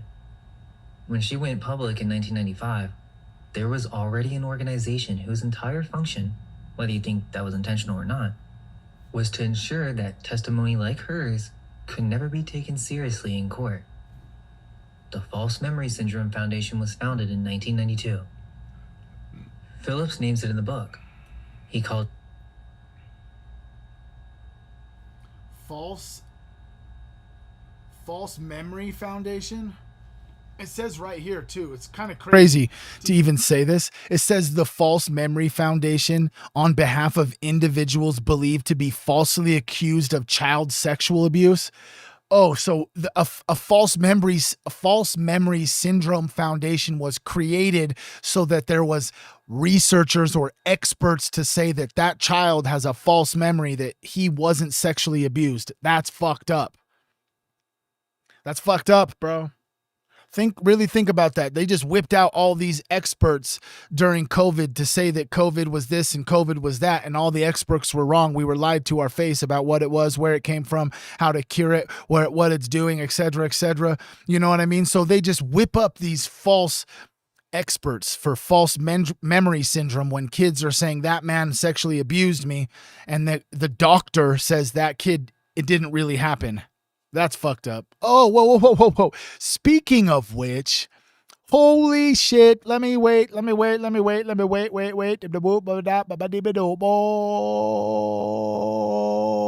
False memories, right? How about we just get rid of the false memories? Can you please tell me about the law or bill that was passed, maybe in Arizona, I think, but it prevents the religious organizations from having to disclose sexual abuse if it happens inside of a confession. Can you please elaborate? Sure, here's what happened. Recently, the Arizona Supreme Court issued a unanimous ruling stating that religious leaders, including clergy and bishops, are not required to report child sexual abuse if they learn about it through a religious confession or confidential communication. The court emphasized that the First Amendment requires courts to defer to a church's own definition of what counts as a confession and whether confidentiality is required by their faith. Essentially, Arizona says that anyone who reasonably believes a minor is being abused must report it, but there's an exemption for clergy if the information comes through a confession or confidential religious communication, and if the clergy member believes that withholding the information is reasonable and necessary within their religious doctrine. Okay, but my question is, there could be a child who is being severely abused, and just because his father, the person who potentially or allegedly, we're just throwing out a theory game here, but there could be a child who is being severely abused by his father, and because his father tells his bishop about it in a confession setting, that means that the church doesn't have to notify the authorities that the child is being severely abused, that the church itself is going to, I guess, do the intervention internally, right? I hear your concern, and it's a very serious one. The Arizona Supreme Court ruling does allow clergy not to report abuse if they learned about it in a confidential religious setting and if their faith requires that confidentiality. Oh, one more thing. Okay, so I also heard that the LDS religion specifically has an attorney on a hotline that they are required to call anytime a sort of sexual allegation of abuse comes up in any sort of way. Can you give me some facts about that? From what I found, the Church of Jesus Christ of Latter-day Saints has had a policy since the mid-1990s that requires local leaders like bishops to call a designated helpline whenever they learn of abuse allegations. Officially, the church describes this helpline as a way to connect leaders with professional counselors and legal professionals to ensure compliance with abuse reporting laws and to protect victims. However, many lawsuits and investigations claim that the helpline is staffed by the church's law firm, Curtin McConkie, and that this setup has sometimes discouraged reporting abuse to law enforcement, prioritizing legal protection for the church. Allegations include that call records were destroyed daily and that bishops were sometimes advised not to involve police. Okay, so you're telling me that a bill just passed saying that if the confession of abusing a child comes up in a private or a confessional type setting, that when that confession happens, the first thing he has to do is call a legal hotline and ask them about the situation. And now the bill that just passed gives them the ability to say, you know what, brother, we know that things are hard, but God hears you. You can just repent. Yeah, you get to go live with your son still. Yes, you do. Yes, you get to be around your son. And guess what, brother? No one's going to find out. We're just going to do this one internally. We're just going to need you to put in a little bit of extra work on Sunday. Maybe we're going to give you a calling that's, in primary just so God can work through you and you can have the strength to overcome this thing. Like, what the fuck?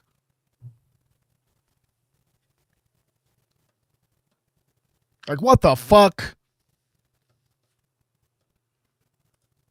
But a well-funded organization with very questionable agendas. The academic confirmation that 2 CIA MKUltra researchers sat on its founding board didn't come out until years later. They named it before anyone had documented why. 2 of the researchers on its founding board had something specific in common. Both had previously worked on CIA MKUltra sub-projects. And one of them, remember that 1953 letter I mentioned at the start of the video? The one proposing experiments on presumably unwilling subjects? The one the CIA called extremely fruitful? That was him, the same man. He was also separately appointed Jack Ruby's court psychiatrist in 1964. He declared Ruby mentally incompetent. The foundation provided expert witnesses in court, academics who testified that trauma survivors' memories are inherently unreliable, without ever having to engage the content of what those survivors were saying. That ran for 27 years. But you know what's crazy? The one who testified in trial after trial that recovered memories cannot be trusted was a funded member of a research network that Epstein personally bankrolled. She testified as the first defense expert at Ghislaine Maxwell's trial against Epstein's own victims. The foundation dissolved on December 31st, 2019, the same year Epstein died, supposedly.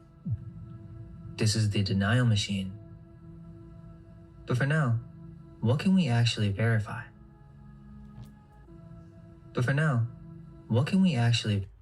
So you're telling me that Epstein funded a foundation, just like the False Memory Foundation, to show up to Ghislaine Maxwell's trial and then told the jury that people can have false memories of traumatic events, trying to discredit the victims in Ghislaine Maxwell's trial, bro.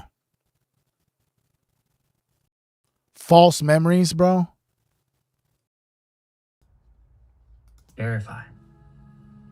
In 1995, at a formal government advisory hearing called the ACHRE, the Advisory Committee on Human Radiation Experiments, 3 women testified under oath about CIA childhood mind control experiments conducted at Tulane University.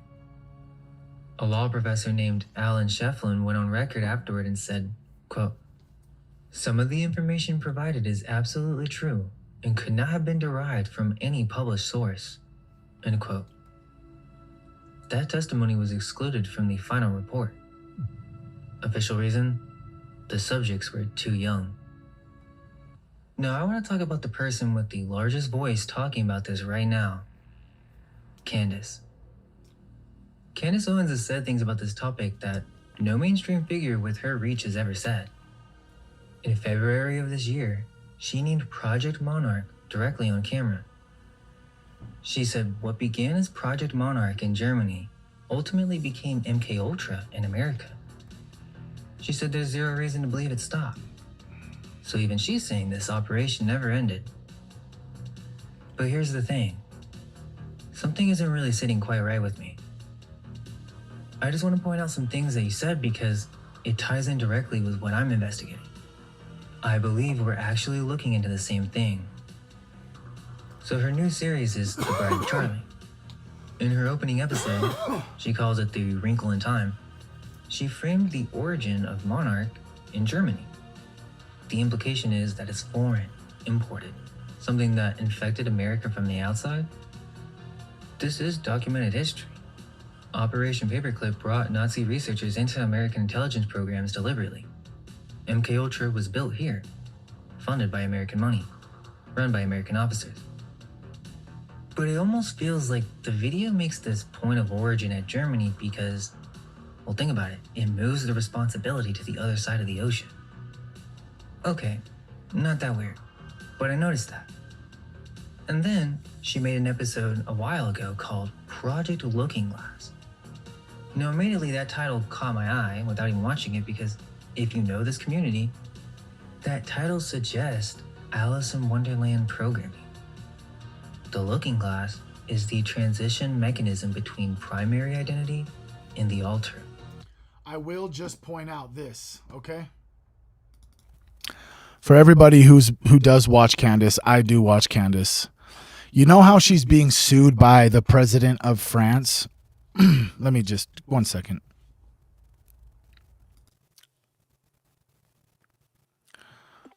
Okay, Candace Owens is being sued by President Macron, correct?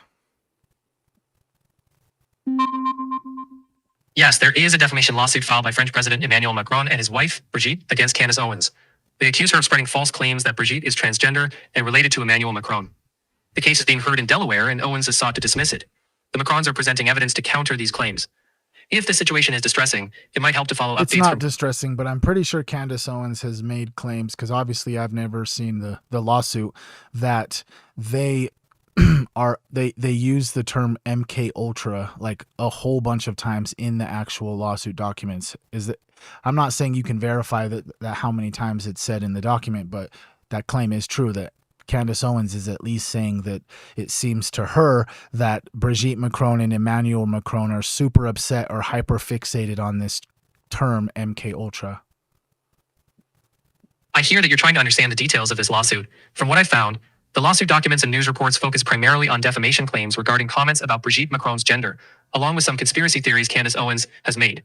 I couldn't find credible reports indicating that the term MK Ultra is a central part of the lawsuit, or that the Macrons are fixated on it. It's possible that Owens may have... You guys know what I'm talking about, right? You guys know. Hasn't she said that? I don't think I'm just pulling out of my ass, but I'm pretty sure Brigitte Macron and Emmanuel Macron, the words MK Ultra are in a whole bunch of the documents, allegedly. That's, like I said, that's just my opinion. I could be remembering wrong, but I'm pretty sure that's what Candace has said. Let's just get right into this again. Which is exactly what O'Brien was talking about. I suspect that someone on her team knew this and used this video as a means to cover the subject up.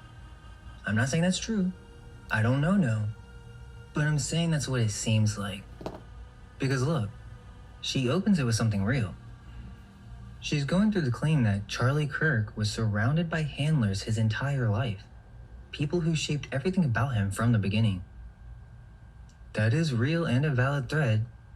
But then, out of nowhere, the episode pivots to a CIA program based on technology stolen from ancient Sumerians that let operators view future timelines. So CIA time travel. What's going on here? I thought she was going to talk about Project Monarch. This is the part that doesn't sit well with me. Listen to what she says in this episode. They hate light. Alyssa writes, Kathy O'Brien would be a powerful interview. You have a platform to give her a stronger voice. I just finished her book, Transformation of America.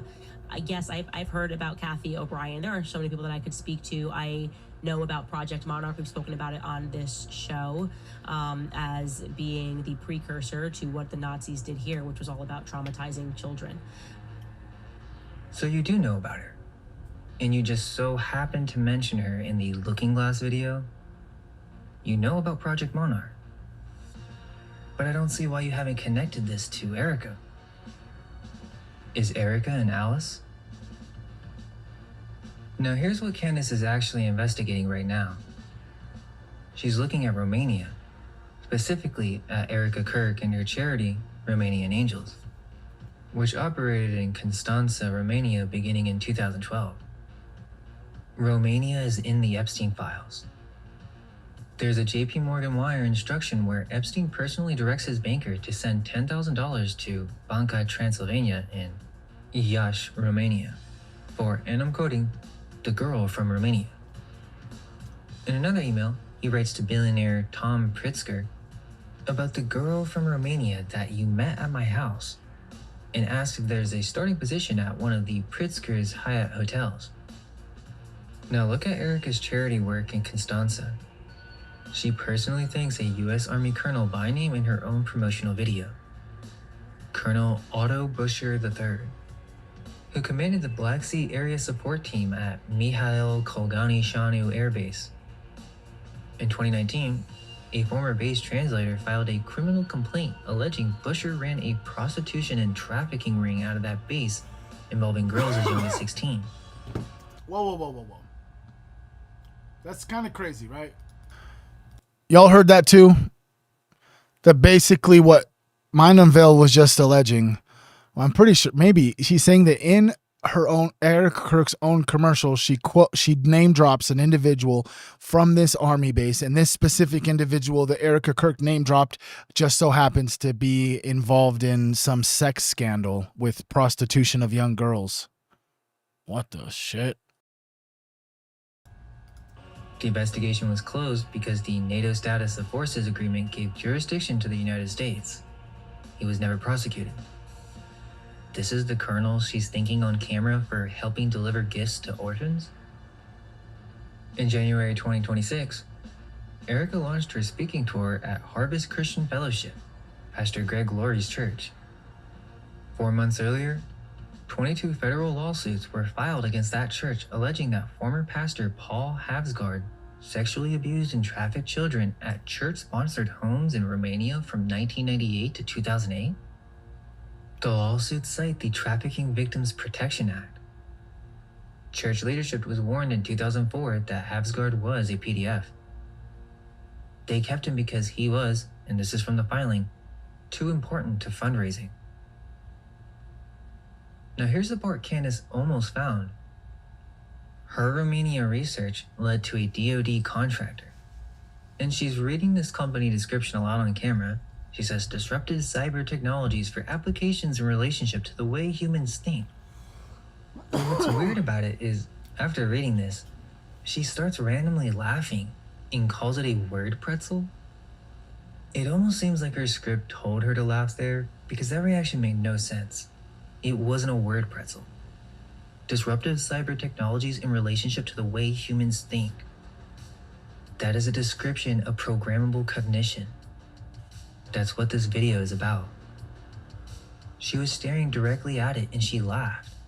Okay, but that company is called Easy Tech International. It was founded by Laurie Fransve. That's Erica Kirk's mother. So listen to this and tell me if you think it's weird. Relative to sustainability of critical infrastructure protection. Blah, blah, blah, blah, blah, blah, blah, blah, supercalifragilistic, big word, sustainability, big word, sustainability, vocabulary word. And ta-da, technology, tech, it's so high-tech, you have to have a highly technical BS mind to think that that makes any sense. Like I said, these people are not smarter than you, that were lower than us. They're just more corrupt, but that's absurd. Nothing, it's just a word pretzel. We're in a pretzel, she's saying a lot of words, and she just keeps throwing in sustainability. In the middle, it's like sustainability, sustainable functional way to monitor the sustainable functional technologies, and working with the Department of Defense to do supercalifragilistic things. Okay, Lori, okay. Look, interview, or Erica to deeply understand it. I just want to get real cerebral with them, you know? Explain it to me like I'm two. Well, it does make sense. Let me explain it to you. So by episode 3, she reveals that Lori is Erica's mother. Lori runs DoD-connected companies. The family's chasing government defense contracts. Fort Huachuca is an intelligence base. There's a web of shell companies. Then, by episode 6, she reads the literal description of mind control technology, disruptive cyber technologies for applications in relationship to the way humans think, from the company's bio, and she's doing this on camera, and she just laughs it all off. You had all the pieces. The DoD contracts, the intel base, now the company description that literally describes programmable cognition, and you're just gonna laugh? Either she doesn't understand what she's reading, or she was told to move past it. There's no third option that makes sense here. Erica's public narrative is that she was raised by a single mom.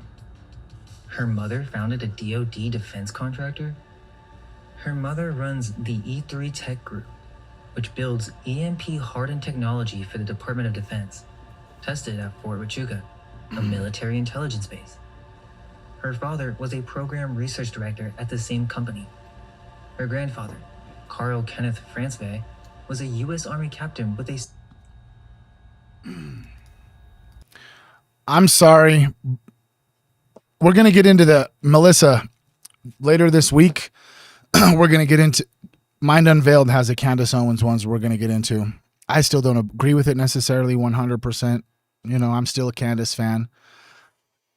But for some reason, whenever I look at this woman that's on screen right now, I don't know, bro. What do you think's happening, dude? What do you think happened, dude? Everybody thinks something different, bro. Did she know, bro? That's all I want to know. Did she know, bro? Did she know? Because did she know and did she do it are two different things.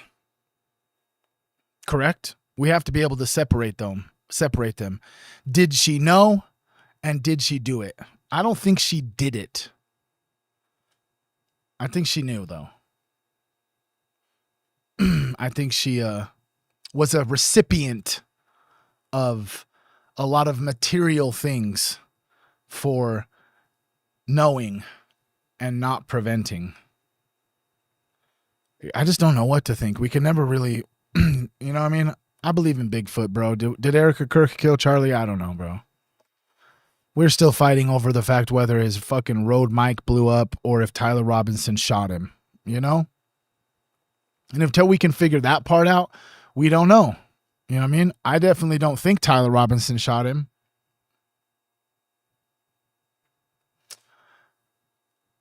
Yeah, I don't know. I also heard this thing that it wasn't the one on his chest, that maybe there was a mic on his hip and the projectile went up and the neck wound was an exit wound, not an entry wound from the one on his chest. You know, it went through his body. I don't know. Fucking seems insane, bro. Jesse on Fire. You know who Jesse on Fire is? There's all sorts of theories. You just got to do your own research. Jesse on Fire, he genuinely believes that Charlie is still alive and in like witness protection somewhere. So the conspiracies and the what they believe, what you believe is honestly what you get to believe. Whatever resonates with you, I think will resonate with you. And if you're a person who resonates with Tyler Robinson as a lone shooter and acted alone and shot Charlie Kirk from the rooftop, then that's for you. But I would just suggest that you question everything, you know, everything. Silver Star and a Bronze Star, who served as vice president of manufacturing at the American Bank Note Company, the firm that printed currency for over 100 countries. Wait, what? Kenneth Francevay, research director at the same company, intelligence base. Her father was a program research director at the same company. Her grandfather, Carl Kenneth Francevay, was a U.S. Army captain with a Silver Star and a Bronze Star, who served as vice president of manufacturing at the American Bank Note Company, the firm that printed currency for over 100 countries. So 3 generations, defense, intelligence, and currency? Before she even married Charlie Kirk, Erica was in the entertainment industry. Miss Arizona USA 2012, a Trump-owned pageant. She's even in a country music video. She worked as a model, an actress, and a casting director in New York and China. At 24, she appeared in an EMP documentary alongside former CIA Director James Woolsey, so in her mother's exact field. She starred in an unreleased film called November Renaissance about nanotechnology, mind control, and programmed assassins. Parts of that film were shot at Fort Huachuca, the same military intelligence base where the mother has DoD contracts. Right country, right target. The CIA can time travel, but the idea that Project Monarch is happening right now, affecting every single American, is completely insane, right? The thing is, what if this is beyond Erica? Imagine being born into this system.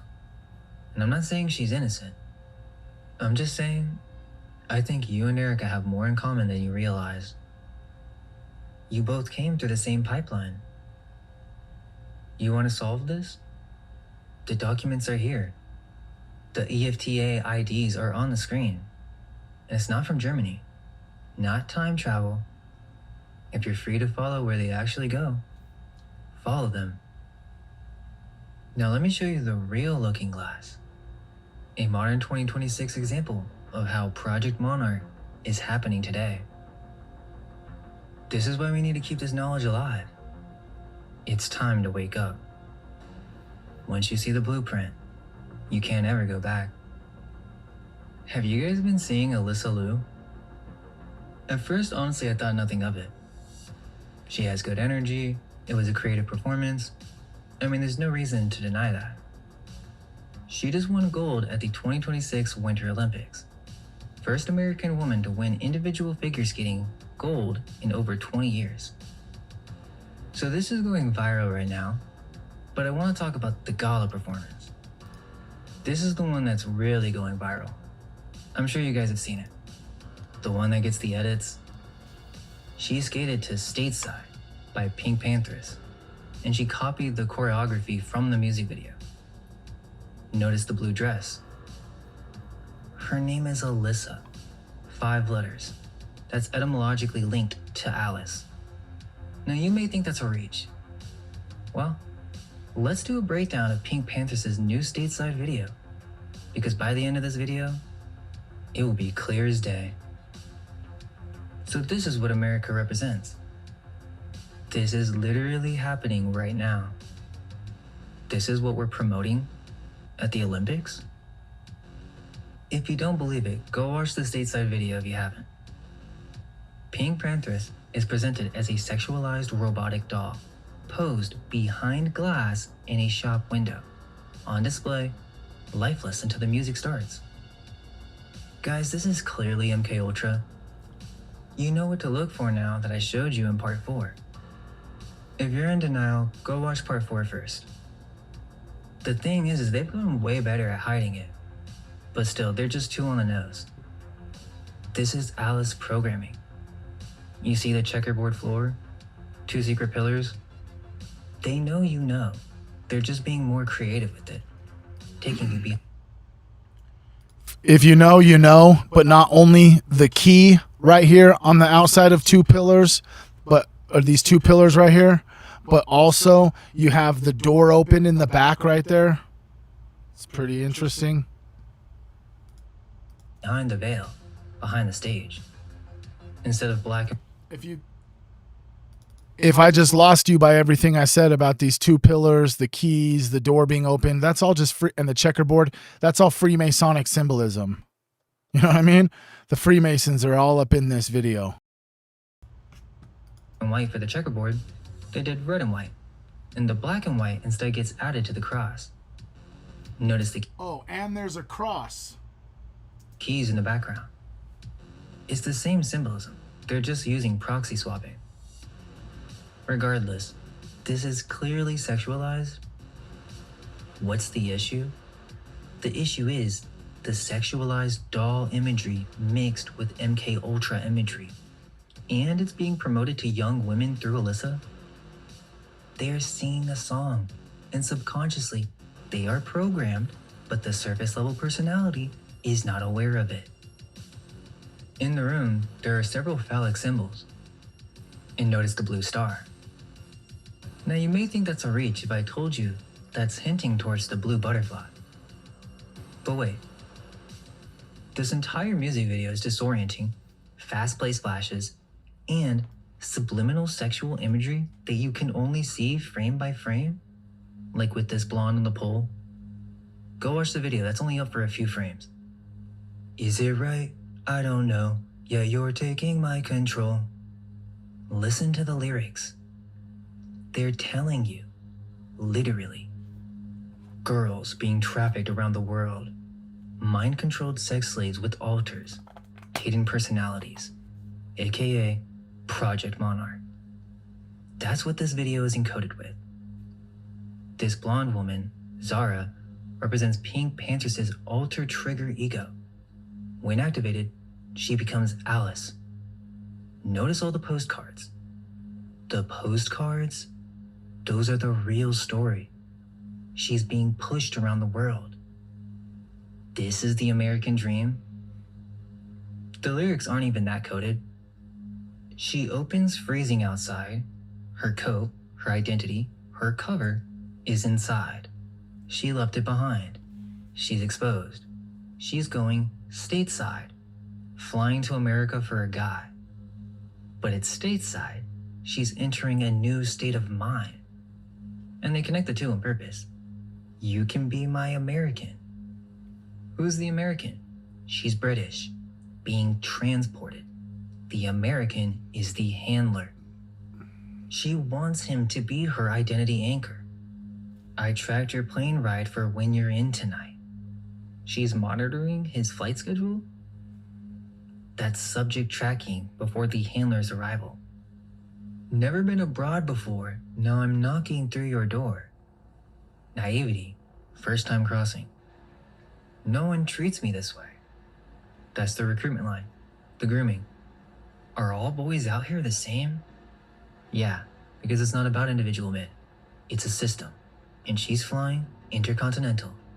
Not just to America, across the continents. They had the audacity to make Alyssa dance this in front of millions of people. Don't believe it? Then explain to me why this video is filled with butterflies. You can't run from it. This is Project Monarch. At the 1 minute mark, the entire music video gets flooded with butterflies. Right around the time, the blonde girl comes in. Alice, the trigger personality. Her alter or her sexual doll state. That's not metamorphosis. That's mind control symbolism. Don't you get it? This is so much bigger than just the files. This is the mass sexual programming of women. A girl named Alyssa, Alice in a blue dress, with striped hair, at the most watched sporting event on Earth, performing a song built around sexual monarch control. And the entire world watched it and applauded. She's so amazing. That shows you how layered this is. This isn't new. It's been in your face for over 60 years. Alice programming. However, what you just saw with Pink Panthers belongs to a specific category of programming. The Alice programming has a wide range of application, but for sex programming, the internet has a specific name for this type of programming. It's called kitten programming. The programming has a hierarchy, like a monarch, not just for the masses, but also for celebrities. Let's start with the first mind-controlled celebrity, Marilyn Monroe. Now what's interesting is, this personality was an entirely separate being from Norma Jean Mortensen. She referred to Marilyn in the third person. She said Marilyn would appear when she chose to let her out. It seems quite clear, even with the information available to the public, that she was exploited and subjected to mind control by powerful handlers. To what degree is for you to decide? What's up, guys? I'll just bring everybody up on in here. What's up? We're going down a rabbit hole today. I got the rabbit ears. What's up, Monica? What's up, AZ? Tammy, who's here? Who's up in here? I see Christina May, Dr. Astro Strange, Melissa Astro Apple Juice. We got Marie Moon. We got GMC up in here. What's up? What's up? Do you think Marilyn Monroe was a mind control experiment patient? What do you think? I'd love to hear your at least response to that. Because it then does make Marilyn Monroe quite the more interesting figure when you know that JFK was shackled up with her, allegedly, from what I hear. In her youth, there were reports that she was SA'd as a teenager and forced to move out. This is around the age of 11. Now, this isn't evidence, but I thought it was strange. There are some photos online of her as a child, with people describing it as a very Alice-like dress. It's not an Alice dress, but it's similar. Before she was famous, she worked at a burlesque house in Los Angeles. Anton LaVey, who would later found the Church of Satan, was the house musician. What?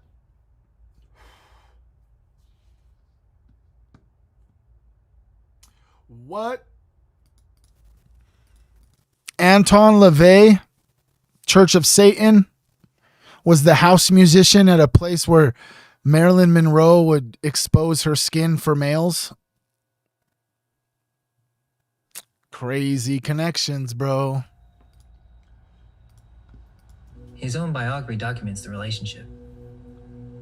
Basically, the conspiracy community believes that Anton was a Hollywood programmer, and he did the same thing with Jane Mansfield, who was known as the working man's Marilyn Monroe. Interestingly, both Monroe and Mansfield were a part of a Blue Book model agency. Blue Book. So she was recruited as a model. Take note of that because this story is the same story. And from there, they completely transformed her. Look at the before and after. Her whole aesthetic changed. And now she has the platinum blonde, right? The first dumb blonde. You don't think that was by design? The gentlemen prefer blondes, right? The full Monroe story is insane. By the mid-1950s, Monroe's world had narrowed to 4 people. Her acting coach, Lee Strasberg, 3 psychiatrists, Margaret Hohenberg, Marianne Criss, and Ralph Greenson. Her housekeeper even described her days as her doctor's appointments and her acting lessons were virtually all she had to look forward to. So contact with her biological family was blocked. Relatives who tried to reach her were turned away. The visits escalated in frequency, and she deteriorated. When she died in August 1962, her estate was distributed as follows: Lee Strasberg, 75%, Dr. Marianne Criss, 25%. Her will was contested by her longtime business manager on grounds of undue influence, but the challenge failed. The people who isolated her, controlled her, and ran her sessions legally owned her in death. But this is the crazy part. She actually left a document, and it's called The Surgeon Story. Apparently she wrote it herself, and it's in poem form. Some describe it as a nightmare, but her family researcher describes it as her account of a programming session with Strasberg and Hohenberg specifically. Read what she wrote.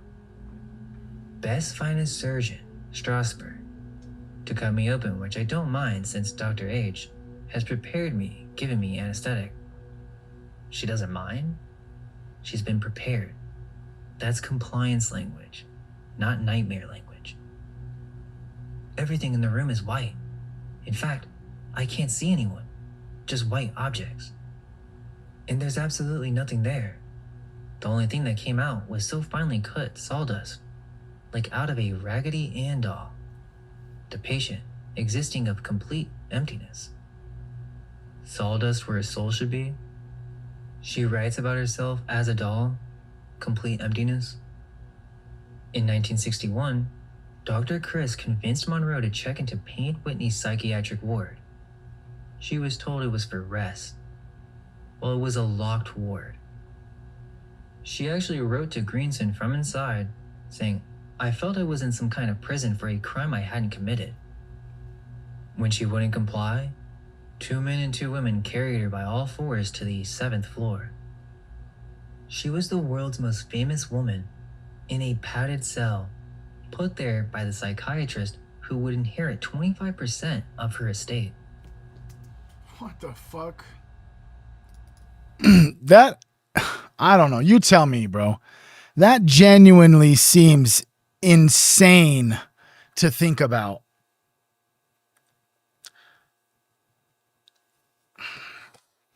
And if they can do it at that point to the most famous woman on the planet, I mean, imagine what they're doing to people like Benny Johnson.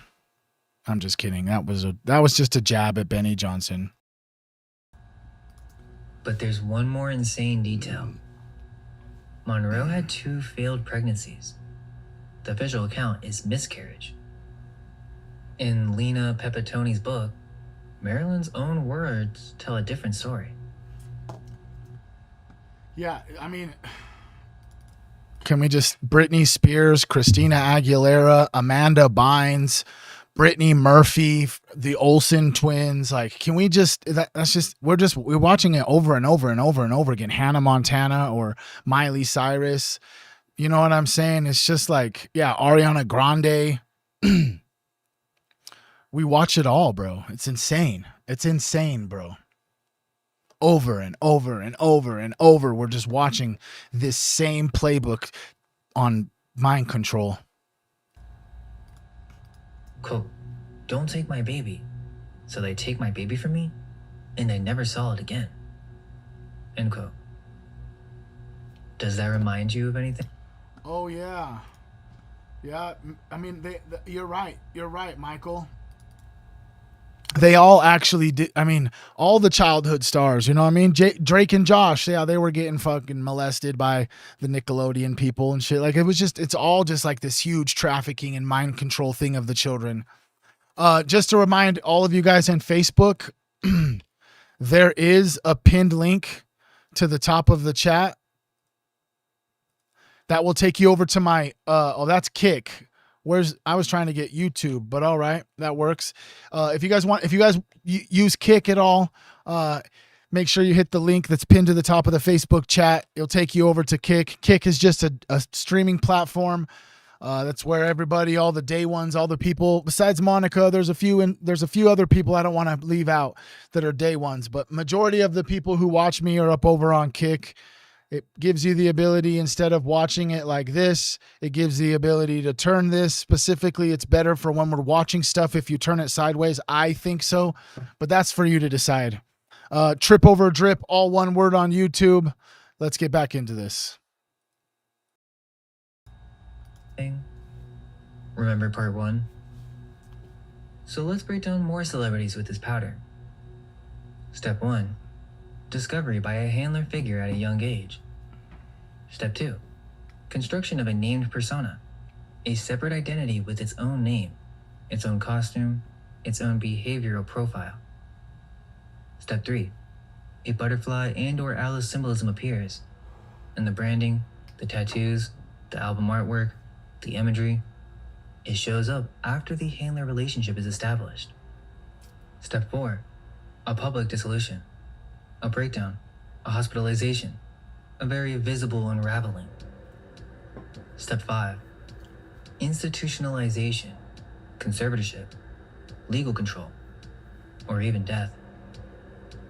The butterfly marks step 3. Not freedom, containment at peak control.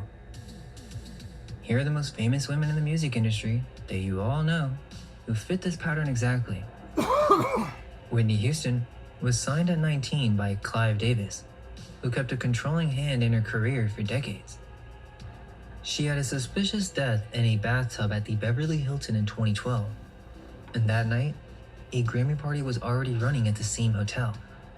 It continued as scheduled. Her daughter, Bobby Christina, was found in a bathtub 3 years later. Mariah Carey signed to Columbia Records at 18, and she later called it a music prison. Security cameras in every room, armed guards, zero freedom, total control of her image.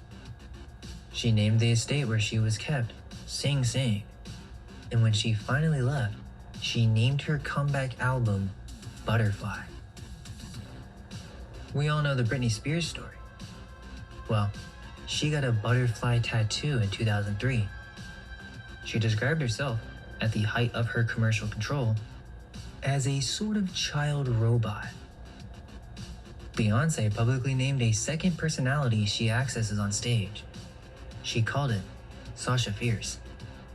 And she described exactly how the switch works. Usually, when I hear the chords, when I put on my stilettos, then Sasha Fierce appears, in my posture and the way I speak, and everything is different. Rihanna was 16 when Jay-Z signed her to Def Jam. Under my umbrella? Do you see the meaning? In Miley Cyrus. This is probably one of the best monarch examples if you know her full history. Obviously, she's Hannah Montana. That's her Alice. Stefani Germanotta has an entire hierarchy of altars. Her music videos contain clear occult symbolism. Her performing altar is called Lady Gaga, and above that, she's Mother Monster. So an entity that sits above the performer. She literally tells you, go rewatch Bad Romance. The music video shows an asset kidnapped, drugged, and sold to a buyer. Over 1 billion views. Kesha's case is the most legally documented handler-asset relationship in recorded music history. Her 2017 album, Rainbow, ends in butterfly imagery. Nicki Minaj has a male alter she calls Roman Zelensky. In 2012, she also released a song called Marilyn Monroe, and the video shows her embodying Monroe. Taylor Swift built a decade-long persona as the innocent country pop girl next door. In 2017, she staged its murder. The Look What You Made Me Do video opens in a graveyard, a birdcage, a clone tower of all prior Taylor cells, each one eliminated. The bridge is the direct announcement. The old Taylor can't come to the phone right now. Why? Because she's dead. 1 billion views. Billie Eilish. She released her first single at 14, was signed to Interscope at 15, and was 17 when Bury a Friend was shot. In it, multiple sets of hands in black rubber gloves inject unlabeled syringes into her spine. She's dragged across the floor. The song is written from the perspective of the monster under your bed. Melanie Martinez. She built her entire career on this template. The Crybaby album in 2015. Then in 2019, K-12, children sent to a facility where they're medicated, monitored, and shaped. Checkerboard floors throughout. Wide Awake from Katy Perry. Is that an inversion of Eyes Wide Shut? 2012. Over 1 billion views. In the video is an explicit Alice in Wonderland sequence. A Wonderland maze. A child self waiting inside. Poison fruit. A mirror. And then a butterfly garden.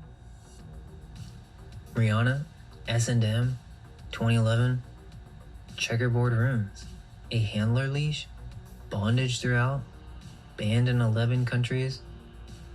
This mind control destroys the sacred feminine within the female victim, turning them into nothing more than a piece of meat. Is this what America stands for? It's not just women either. Men have gone through beta programming as well. Think about it. She named herself after the agency. Candace Intelligence Agency. The crew neck is $60. Okay, but who's her husband? Her husband's closest friend is Andrew Tate, probably the second most famous accused trafficker in the world. There is a photo of Farmer and Tate on the wall of Tate's Romanian mansion. So they're friends. Well, Tate's father was a U.S. Air Force intelligence linguist at Field Station Berlin, part of the Five Eyes Echelon network. He publicly claimed CIA. Keep in mind, Andrew moved to Romania, and when the charges came out, they went, an entire movement was built.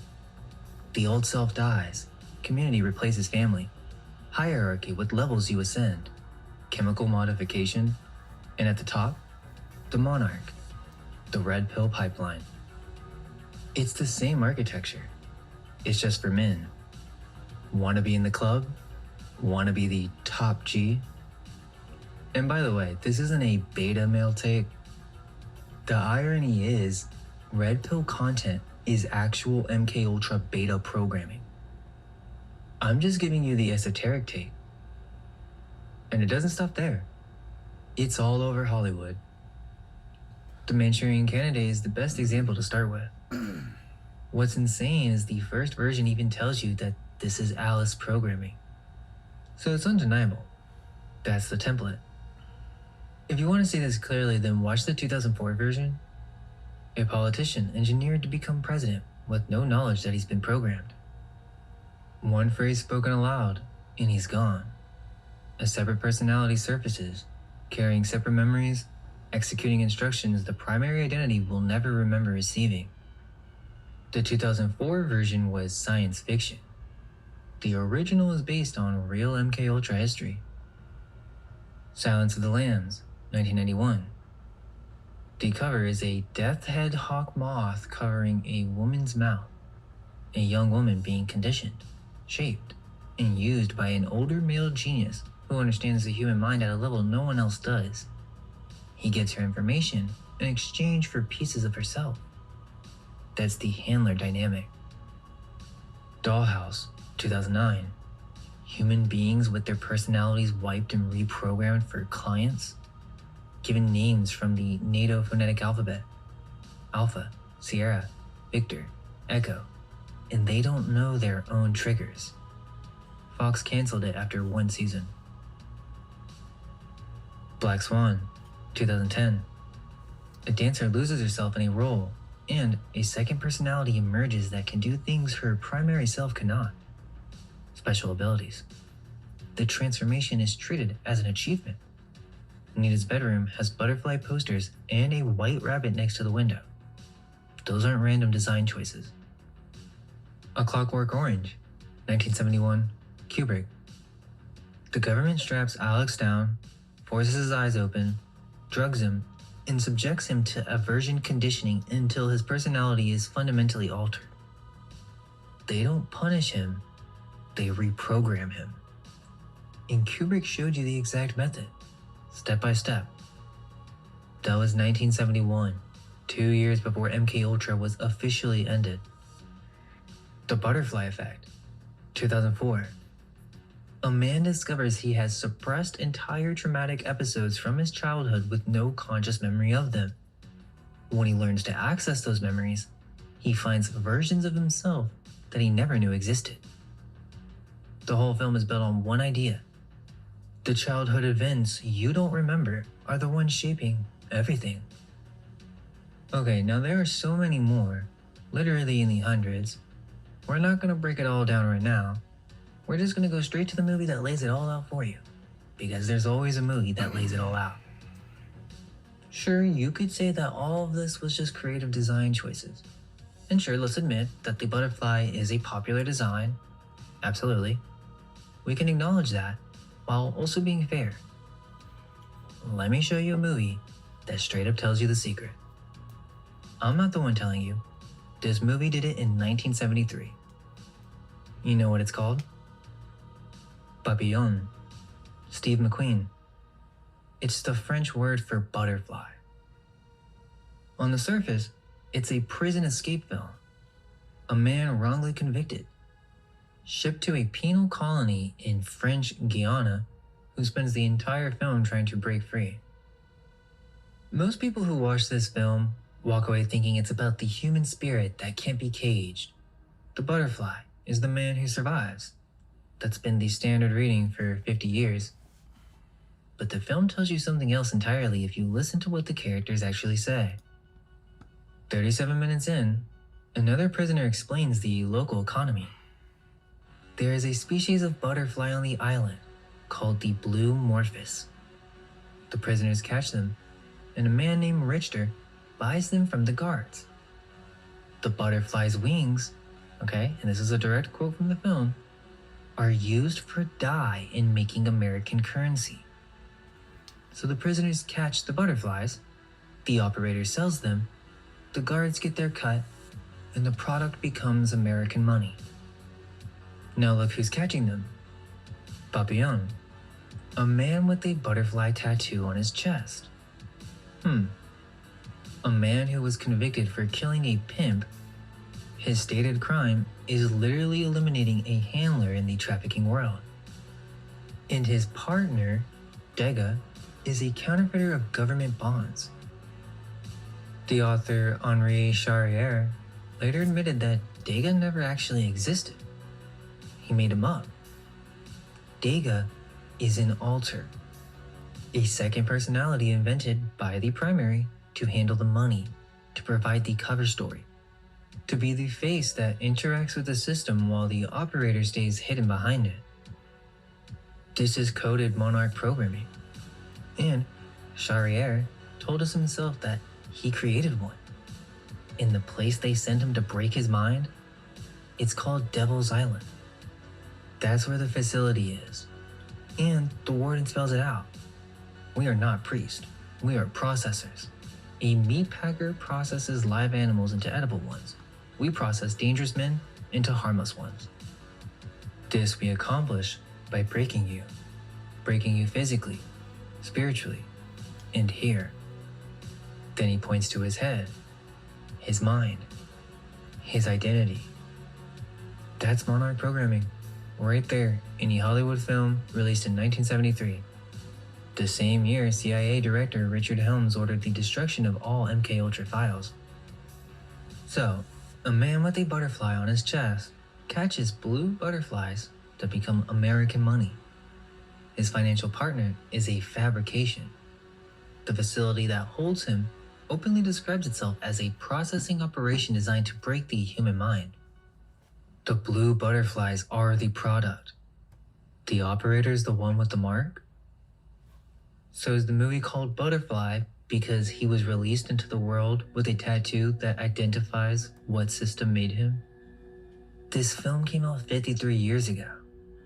How do you explain that? The blue morphous butterfly funds the American dollar? What is this film actually saying? And if it is, what does that tell you about who's been catching them? There's another piece to this. The checkerboard floor.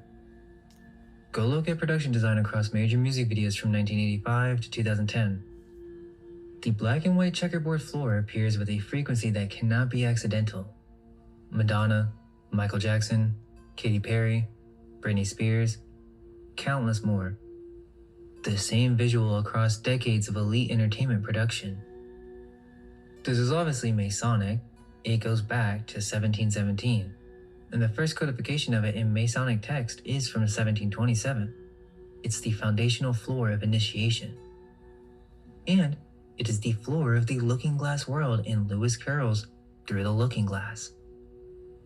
Alice steps through the mirror and enters a world organized as a chessboard. She's a pawn. The Red Queen tells her she starts on the second square, and if she reaches the 8th, she becomes a queen. So she doesn't pick her path, she gets moved from square to square, meaning whoever occupies that space, following rules she didn't write. The whole book is a chess game, and Alice is a piece in it. It's the Masonic initiation floor, Carol's chessboard. It's the same thing. The subject moves through a controlled grid and doesn't know who's playing.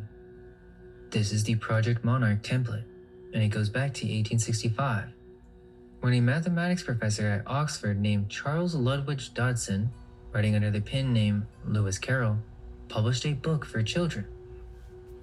Carroll was a member of the Society for Psychical Research, an organization that formally investigated occult phenomena, theosophical claims, and paranormal experience.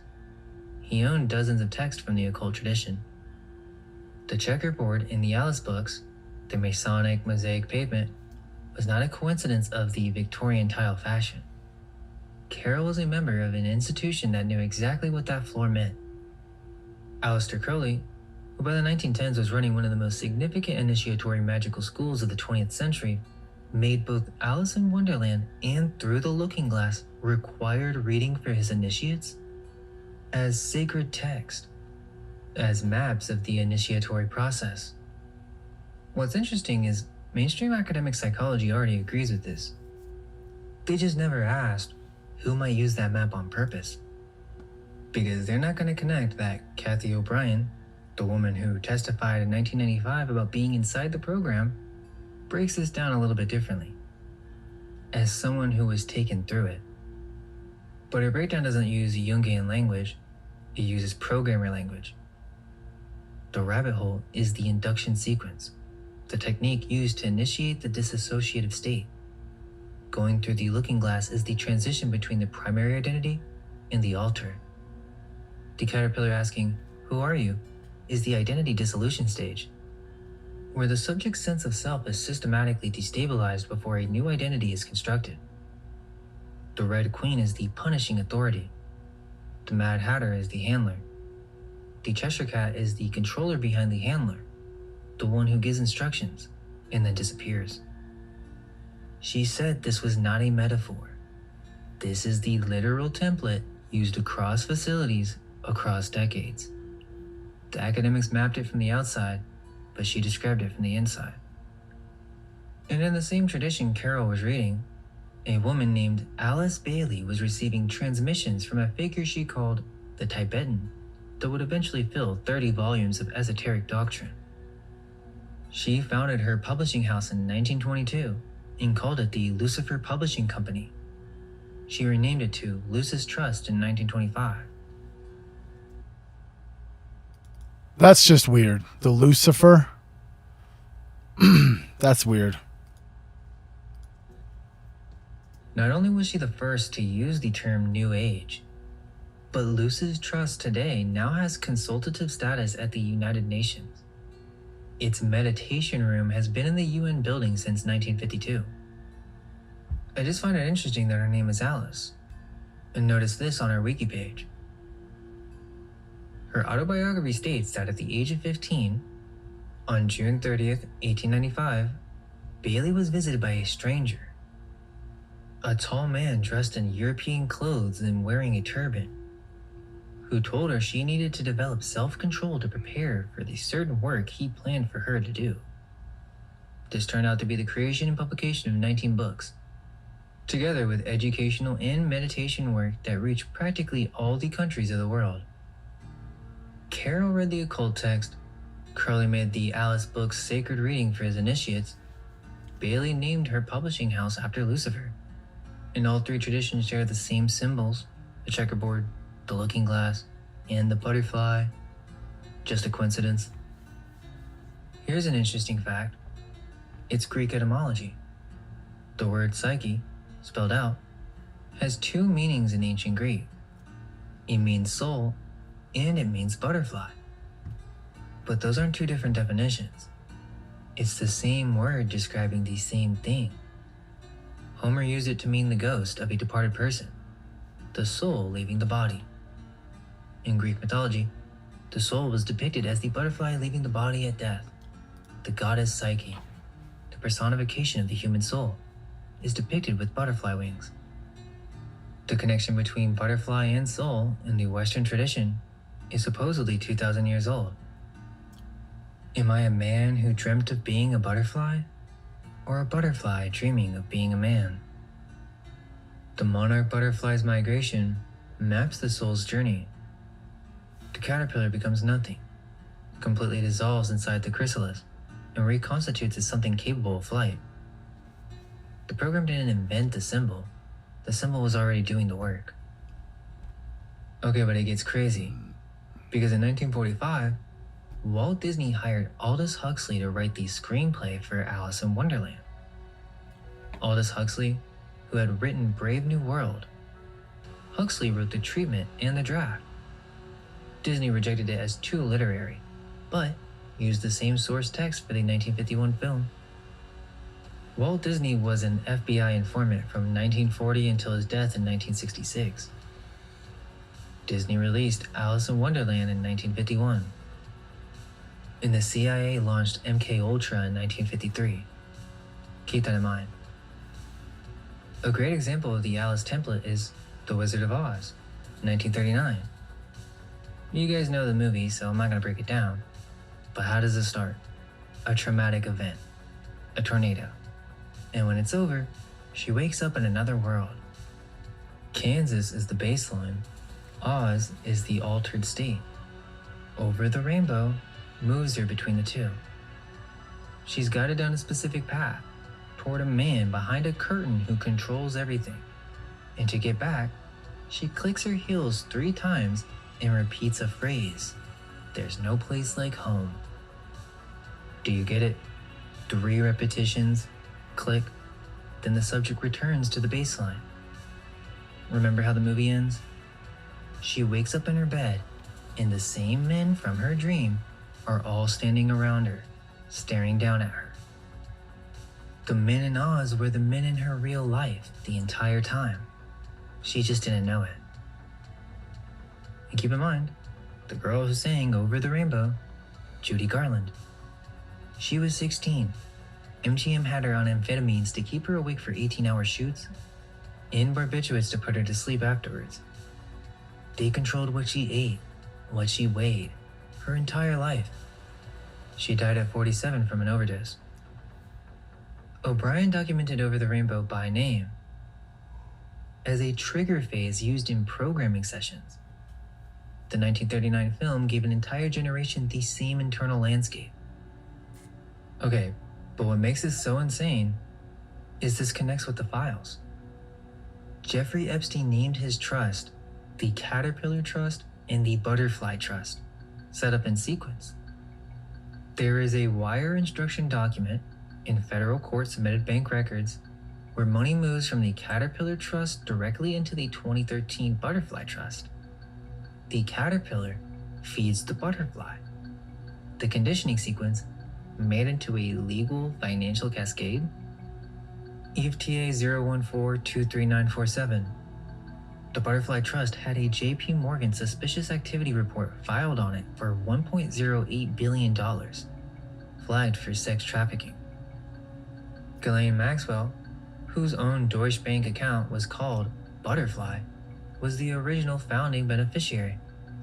She was quietly removed in November 2014, 4 years before any arrest, as civil lawsuits began to mount. Then there's this, EFTA 01660651. Yeah, I didn't know anything about that was about Judy Garland. I didn't know that. That's crazy. Disney had her on amphetamines to keep her up to freaking film and shoot for 18 hours a day. That's insane. That's like child abuse, right? An FBI tip log with some reporting they were taken to Epstein's island by boat and given what they described as chemically induced amnesia. EFTA 019354948. A message from February 2014, where Epstein personally texts Joy Ito about trying TMS, transcranial magnetic stimulation, for what he calls trauma amnesia. I need to get this EFTA. Sorry, guys. EFTA 019354948. Up onto web.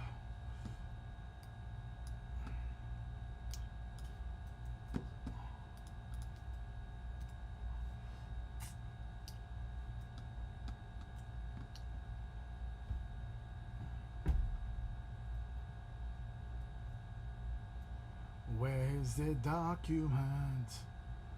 Please bring me up the document. Right there. Subject, erasing memory. Many transmagnetic stimulation in the device. Much work done on using it for trauma amnesia.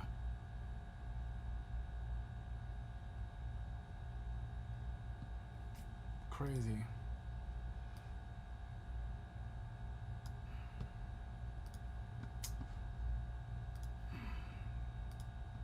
and I'm quoting, trauma amnesia. Trauma amnesia is the specific mechanism described in Monarch survivor testimony. And look at this. On September 14th, 2014, Peter Thiel forwarded Jeffrey Epstein a memo from his personal physician at Thiel Capital. Subject line, quick feedback from my on-staff health expert. The memo analyzes GHB versus benzodiazepines with specific focus on stage 3 and 4 sleep, the stages where memory consolidation occurs. GHB, it explains, is a potent initiator of those stages. Benzos suppress them almost to zero, impairing memory through direct neurological effect. The memo advises Epstein on how to manage sleep and memory architecture using these substances. Thiel's note above the forwarded memo, last night was a lot of fun, as always. EFTA 023-87645. His physician address, Thiel Capital LLC, 1 Letterman Drive, The Presidio, San Francisco. The same Presidio where Michael Aquino's Temple of Set was headquartered? The same place with the daycare? And in 2016, Epstein's circle was meeting with psychedelic researchers to plan DMT experiments on this agenda.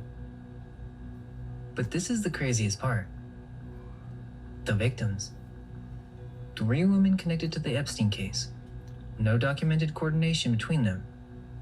And all 3 independently chose the same symbol? Juliet Bryant, an Epstein trafficking survivor who testified publicly on CBS News, who described waking up paralyzed on a table at Zorro Ranch, surrounded by people in hazmat suits. She named her memoir, Blue Butterfly. A writer named Sarah McCarthy turned her account into a full memoir. Trine Day, an established publisher, signed it in May 2025. The pre-orders were going live in September. The release date was April 13th, 2026. But on January 26th of this year, 77 days before publication, Trine Day canceled the book. The stated reason? Sustained physical and electronic harassment of the author. Brian's own testimony is still on Amazon. The layer underneath was what got canceled. Virginia Giuffre sued Jeffrey Epstein and Ghislaine Maxwell. She named Prince Andrew in court, and she won. Before the case became fully public, she posted publicly that she was not suicidal. She died in 2025. Her public profile image on X was a blue butterfly. Sarah Ransom is a British survivor who has spoken publicly about Epstein's network. She has a blue butterfly tattooed on her arm. In the documented research on these programs, the final tier is called Omega, the self-destruct protocol, triggered when the subject tries to expose the system. 3 women, supposedly not connected, independently chose the same symbol. And that pattern doesn't just appear in Epstein's network. We saw it in Hollywood, the music industry, and the programs that came before him. That is a lead.